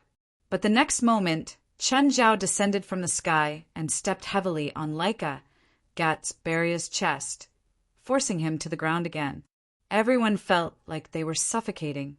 They felt that Qin Zhao was incomparably tall. Ella Gonzalez's face was pale. Qin Zhao's victory wasn't good for her either. Just then, the huge explosion finally happened. The self-destruct device of the research base destroyed everything here. Qin Zhao ignored it. He only looked at Leica Gatsbaria, who was under his foot. You lost, so goodbye. Qin Zhao looked at Leica Gatsbaria, who'd already passed the 3-minute time limit. By now, he was rapidly weakening, and his body was also starting to wither. Qin Zhao still gave him the last blow. The survivors were still trying their best to find a chance of survival. They were dodging the continuous explosions. But Qin Zhao had no intention of saving them. The violent explosions had already affected the survivors. Shock waves and flames rushed out from all the exits. Save me! Save me! Ella Gonzalez ran toward Qin Zhao. Qin Zhao only stared at Ella Gonzalez coldly. But before she could reach Qin Zhao, an explosion engulfed her from the side. Ella Gonzalez was sent flying by the impact. Almost half of her body was charred. I don't want to die. I don't want to die. Qin Zhao still ignored Ella Gonzalez. He turned his gaze in another direction. Fei Si-Chi was climbing up the wall of the elevator shaft. By now, he'd already climbed dozens of meters into the air. Without any other threats or obstacles, it wasn't impossible for him to climb up with his stamina. Fei Si-Chi glanced in Qin Zhao's direction. He realized that Qin Zhao was also looking at him. But Fei Si-Chi felt that Qin Zhao couldn't do anything to him now. Moreover, there were continuous explosions below. Qin Zhao definitely couldn't take care of himself. Fei Si-Chi used a few minutes to finally climb out of the elevator shaft, which was hundreds of meters high. There were still explosions in the shaft. The shock waves and flames almost filled the entire shaft. Fei Si felt that even Qin Zhao wouldn't be able to escape. Just as Fei Si-Chi was feeling lucky, a gust of wind suddenly shot out of the shaft. The strong airflow even brought the flames below, which also shot out of the shaft. Because Fei Si was too close, he was hit by the flames directly. He rolled on the ground from the burn. When he looked again, Qin Zhao was already standing in front of him. Fei Si rolled a few more times in fear. He's still alive. He's actually still alive. Fei Si didn't think that he could defeat Qin Zhao. This man was almost impossible to kill, whether it was a destructive explosion or a twisted monster. None of them could kill this man. Qin Zhao stood calmly before Fei Si-Chi. Let me go, let me go. Didn't you let me out? I let you out to kill you, Qin Zhao said calmly, because my mission is to kill you and all the twisted monsters. Also, I don't think I have a reason to let you go. Fei Si wasn't innocent. He was the previous owner of this research base. His crimes weren't any less than Depler's. Chapter 2003. Qin Zhao lifted Fisky and removed his limbs. Ignoring his pleas, he threw him back into the elevator shaft, which was filled with hot flames. The ground was collapsing. There were simply too many bombs in the underground base. Moreover, many bombs weren't installed on the main body of the building. Instead, they were installed in the soil or rock layers. The goal was to completely destroy the structure of the ground. There were also a dozen super bombs, the kind that injured Chen Zhao last time. If these super bombs exploded on the ground, they could flatten buildings within a kilometer radius and vaporize all living things within the range. Not even ashes would be left. If they exploded underground, they could completely destroy the structure of the rock layers. Qin Zhao took out his phone and called Demi. "It's over, but none of your people survived." Demi was silent for a long time. "You didn't save them?"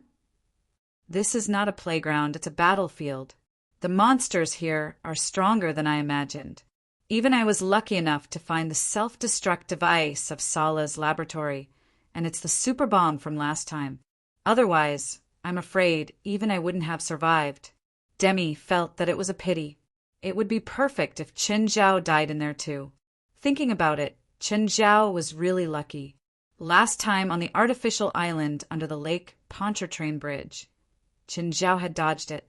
This time, Qin Zhao dodged it again. To be honest, I'm curious. Doesn't the military need research materials? After all, the monsters created by the people in this lab are quite powerful. Do you think the military doesn't have such research? Whatever. It's better not to tell me about military secrets. I don't want to be killed. When Qin Zhao returned to the hotel, it was already past 1 in the morning. "Hey, Portia. Boss, if you don't have a valid reason, I'll sue you for workplace harassment. Book me a ticket back to LA tomorrow. The earlier the better," Qin Zhao said. "Also, if you want to sue me, you better ask my lawyer. You know him anyway." Portia was furious, but she couldn't do anything to Qin Zhao. She could only book a ticket for him obediently. Yawning, Qin Zhao dragged his luggage to the airport. He didn't know if Portia was taking revenge on him. The flight she booked for Qin Zhao was at 7:30 in the morning. As a result, Qin Zhao had to leave at 5 in the morning and rush to the airport. Of course, the reason given by Portia was also quite sufficient. This was the only flight with first-class seats. Qin Zhao entered the VIP lounge and started to make up for it. He also instructed the staff in the departure lounge to call him at 7 o'clock. Qin Zhao collapsed on the sofa and dozed off. After sleeping for who knew how long, someone patted his shoulder. Qin Zhao thought it was time, but when he opened his eyes, he saw that it was Zhang Yi. "Mr. Qin, are you coming back too?" Zhang Yi didn't expect to see him at the airport. "Oh, it's you, Miss Zhang." Qin Zhao rubbed his eyes. "I'm not going back. I'm going to Los Angeles, the City of Angels. Is that the next stop of your trip?" "No, I live in Los Angeles. If you have time, you can come to Los Angeles. I'll be a good host." Tilting her head, Zhang Yi blurted out, "Banana people?" Qin Zhao's face twitched. "Miss Zhang, even if I'm really a pervert, you shouldn't call me that in front of me. It's about a person's manners." Zhang Yi was a straightforward person. She said whatever was on her mind. To put it nicely, she was honest, but to put it bluntly, she was one-track minded. She didn't have any bad intentions, but it did make Qin Zhao uncomfortable. After all, no one in China liked that word. "Okay, I apologize. It's not sincere, but I'll still accept it." Qin Zhao looked at Zhang Yi's clothes and then at the elite woman standing behind her. Also, this was the VIP lounge. Qin Zhao didn't believe that Zhang Yi could get in with her part-time job. "Hi, I'm Qin Zhao. How should I address you?" Qin Zhao reached out his hand to the elite woman behind Zhang Yi. "Li Yojia." Li Yojia shook hands with Qin Zhao politely. Li Yojia had been observing Qin Zhao. Looks, height, clothes, and manners were all above average. This man's scores were all above average. Just then, the announcement for boarding the flight to Los Angeles sounded. "Sorry, my flight has arrived. I'm boarding now. See you again if fate allows it. Sis, what do you think of him?" Zhang Yi asked after Chen Zhao had left. "Not bad. You have good taste," Liu Jia said. "What does he do?" "I don't know the details. He said that he was a medical student and then started a small business. He probably has some money. From what he's wearing, it should be around $50,000. I don't see any brands on him. He doesn't even wear a watch. I don't know anything else. But his jacket has the Baroness logo on it. It's a top brand in America. Also, the jacket should be a custom-made model. It's at least $20,000 or $30,000. The 2 suitcases he's carrying are also the Baroness limited edition. I've never heard of the Baroness. Is it a big brand? You just need to know that when Hollywood stars attend various events, at least 30% of the gowns are from the Baroness. Because the Baroness market is mainly in the US, very few people overseas know about it. When I went to the US last year, I saw the Baroness Autumn Show. One set of clothes is so expensive. He's probably a prodigal. Also, the 2 suitcases are limited edition. Does he have too much money and nowhere to spend it? Just because he rejected you, you're hating him because of your love, isn't that right? This isn't a TV show. I just don't like it. But that guy is indeed a good man. You should really consider him. He said that he already has a few kids. He's definitely lying. I don't see any ring on his ring finger. There's no sign of it either. Regardless, I won't do anything for a man who rejected me. I'm not that cheap. Are you ready to inherit the family business? If I say I'm not ready, will my dad let me go? No. That's why I plan to make him lose a lot of money. Then he'll know that I'm not cut out for it. Then my brother can inherit the business. How old is your brother? Are you sure he can wait that long? I have to. I know I'm not cut out for it. If he really can't wait, he can just find a trust fund. Chapter 2004. When Chen Zhao arrived at LAX, it was only 9 in the morning. Today, it wasn't Feilai, Portia, or Refra who came to pick him up. It was Demi.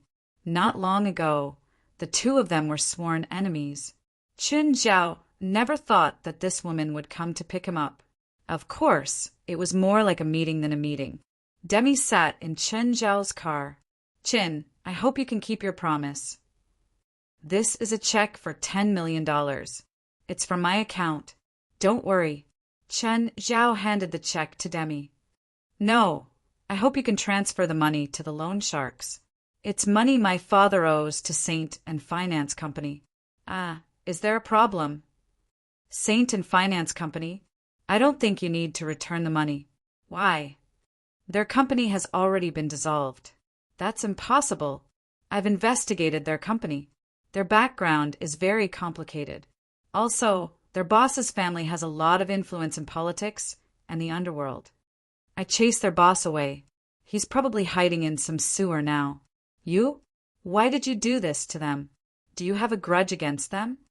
"Not really, but it's not pleasant. Then he wanted to kill me, so I fought back. I didn't kill him, but as long as I'm here, he won't dare to come back." "Are you sure?" "I'm very sure," Chen Zhao said, nodding. Demi stared at Chen Zhao in shock. Chen Zhao's power seemed to be greater than she'd imagined. "You can decide what to do with this check," Chen Zhao said. "If you want to return the money for your father, then do it. I won't ask about other uses. Anyway, it's yours." Demi put the check away. Even she couldn't reject such a huge sum. Of course, if she accepted the check, it meant that she would no longer be able to clear her grudge with Chen Zhao. "Tell me what happened this time." "Do I have to tell you about the conflict with Ham? I heard that Ham and his men were found by the Mexican police 2 days ago. They were buried in the desert and exposed to the sun for half a day." Demi stared at Chen Zhao. Other than Chen Zhao, she couldn't think of anyone who would or could do something like this. In the end, the police only found him after receiving an anonymous call. I'm not interested in your grudges. I want to know what happened in Sarah's lab. The process wasn't too complicated. Ham's team and I separated when we entered Sala's laboratory.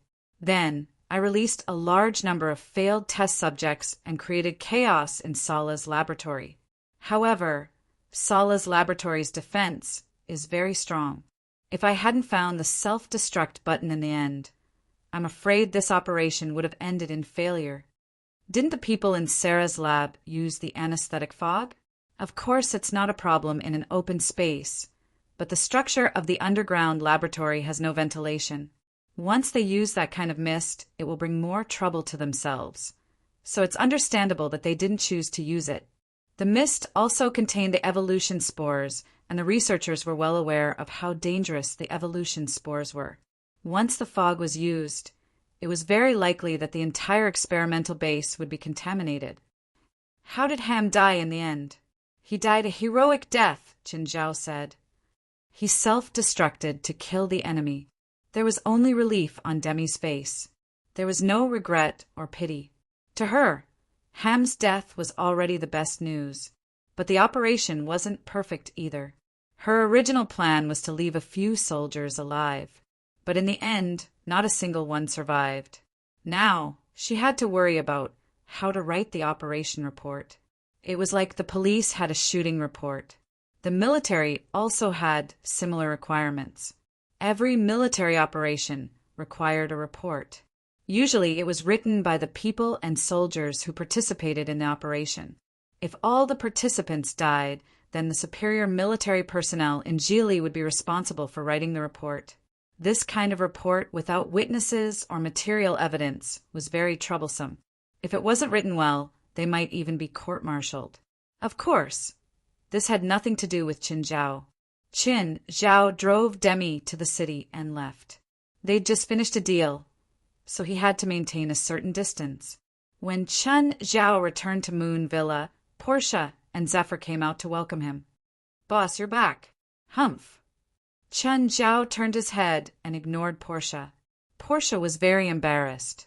She knew that she hadn't done well. There were tickets for other times, but she'd chosen the earliest one. "Boss, don't be angry. I was saving you money. That time is the cheapest. See, you saved more than $100. I don't need that $100. Zephyr, distribute the gifts I brought back to the children. Oh, I brought you a bunch of Mexican fire opals." Opals were also called opals because they were a strange material formed after precipitation and compression of minerals. When light shone on them, it would diffract and refract colors because of the minerals. They had the flames of ruby, the blue of sapphire, the mysteriousness of amethyst, and the vitality of emerald. Currently, the main production countries were Mexico and Australia. They were famous for their colorful colors. In Europe, opals were stars struck by lightning. In Mexico, opals symbolized hope. The Mexican fire opals Qin Zhao bought for Zephyr were both expensive and cheap. At least, Qin Zhao felt that $8,000 was not expensive. Zephyr was indifferent, but Portia snatched the fire opal from Zephyr's hands. Her eyes sparkled. "It's so beautiful." The fire opal was mainly dark red with rainbow colors brewing in the pearlescent light. The color was mesmerizing. Portia turned to Qin Zhao. "Boss, where's mine?" "What?" "A gift." "What gift?" "Zephyr has a gift. I should have one too. Gifts are for the sake of the heart." "What about your heart?" Qin Zhao took out a bottle from his suitcase. Portia took it. It was a transparent bottle. Then she saw nothing. "What?" "That's my heart. But there's nothing in it." "No, I filled it with the air of Nukali. Although you can't go to Nukali, you can feel the air of Nukali. Won't you feel much better now?" "Huh." Portia gritted her teeth at Qin Zhao. Chapter 2005. Qin Zhao's gifts for the children were much more ordinary. It was mainly because he didn't know what to give. So, it was either handicrafts or toys. Of course, a girl's gift was naturally more precious and thoughtful than a boy's. Qin Zhao had a serious tendency to value girls over boys. He even prepared a gift for excellently in Europe. Boss, you must love me, right? You must have prepared a gift for me. Only Portia didn't get a gift.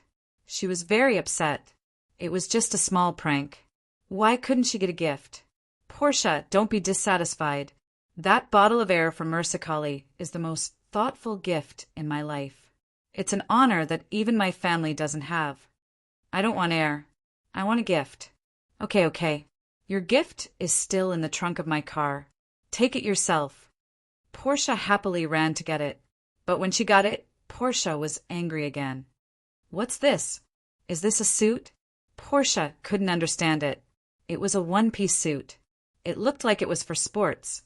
Chun Zhao glanced at Portia. It's called Shortcut to Heaven. What do you mean? Portia was confused. Afra glanced at the suit in Portia's hands. It's a flying squirrel suit. It's also called a glider suit. It's a body gliding suit in extreme sports. Boss, why did you give me this? I don't do body gliding, Portia said in disdain. Wow, Dad, I want it too. I want to fly too. Jerlin saw Portia's glider suit. Not only her, but the other children were also excited. They didn't know what fear was at all. Compared to the gifts Chen Zhao had chosen for them, they preferred thrilling things like this. Look, the children all like it. Why don't you like it? Since he'd already chosen the gift, Chen Zhao wouldn't return it. No matter how much Portia disliked it, Chen Zhao wouldn't change his mind. Portia wanted to cry. She didn't even dare to play with it. What was the use of it? During this time, the White Elves seemed to have disappeared without a trace. As the leader of the White Elves, Meislenpool was even more low-key. He had never shown himself in front of anyone. During this time, Meislenpool was under a lot of pressure. This was because they had failed to defend against the Dark Elves led by Lila Gavich. As a result, Lila Gavich entered the secret cave and obtained Armanditor's blood. In a short period of time, he had become a great elf. And according to the reports of the informants hidden among the Dark Elves, Lila Gavich had fulfilled many of the requirements to become an elven envoy. Now, Lila Gavich had a good chance of becoming the first elven messenger in centuries. The elf envoy was not the elf king, so he did not have the right to restrict and command the White Elves. But the symbolism of the elves was very great. Furthermore, elven envoys had many unique spells, two of which were Elemental Pardon and Nature's Glory. Mastering Elemental Pardon meant that directional elemental attacks were practically useless against him. Nature's Brilliance was even more frightening. As long as it was in a forest or there were plants around it, the spirit envoy would be invincible. The fairy envoys could receive an endless supply of gifts from nature. Even in a steel jungle, it was impossible to not find any plants. Although they were far less powerful than in a real forest, they were still difficult to defeat.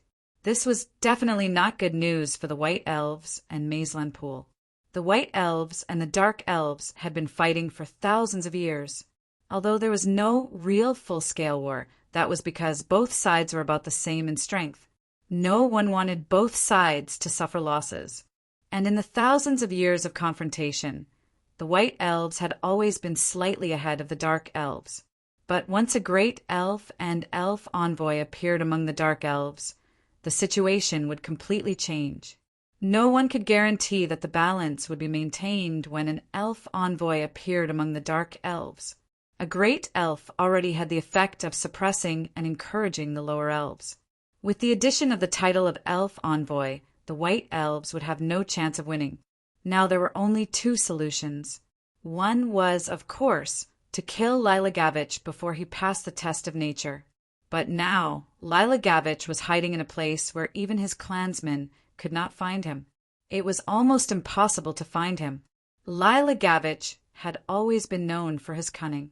In the past few decades, Meislenpool and Lila Gavich had also been fighting for decades. Lila Gavich might not be the most outstanding clan leader in the history of the Dark Elves, but he was definitely the most cunning clan leader. When he did not even tell his own clansmen where he was hiding, it meant that he was fully prepared. Others would not be able to find his hiding place. Moreover, he could really hide in the deep mountains and forests for a month or two. After all, he was an elf who was close to nature. And the white elves' spies among the dark elves could not get through to Lila Gavich. So the first solution obviously would not work. The people Mazeland Pool sent to search for Lila Gavich also had no clues. So now, Mazeland Pool had to choose another solution. Undine, from today onwards, you will be the clan leader of the White Elves, Mazeland Pool said. Pool, you should know my relationship with Lila Gavich. Are you really going to give me the position of clan leader? Undine was telling the truth. Even Bao, and Bader were Lila Gavich's children. Moreover, Undine had never hidden the origins of the two children, and many people in the clan knew about it. Although the two clans hated each other, there was no melodramatic story like Romeo and Juliet. They had separated purely because of their relationship. But Undine still did not think that she would be a good clan leader. Undine's expression was serious. Mazeland Pool's expression became even more serious. I will only say it once. It will be the only time it will work, Mazeland Pool said. Pool, what are you going to do?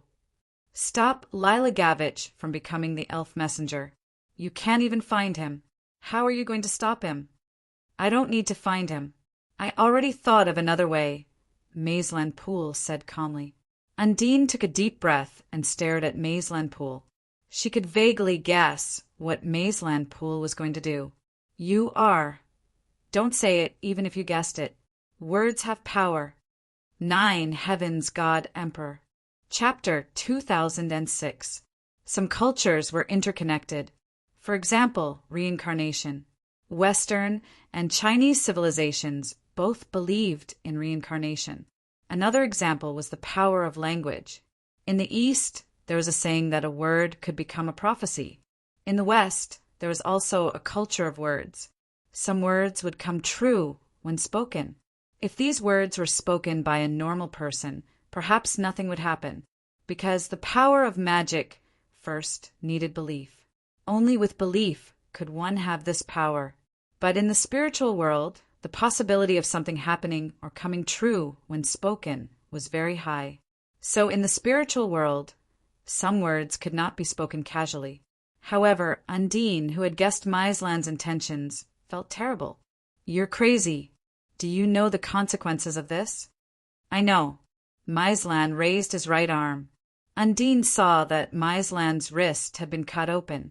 What flowed out wasn't red blood, but black blood. Help me take care of my people. I'm not a qualified leader, but I hope to use my last bit of strength to protect them. Mazeland Pool used a calm tone to speak resolutely. Mazeland's arm began to corrode. It disintegrated and collapsed like black sand.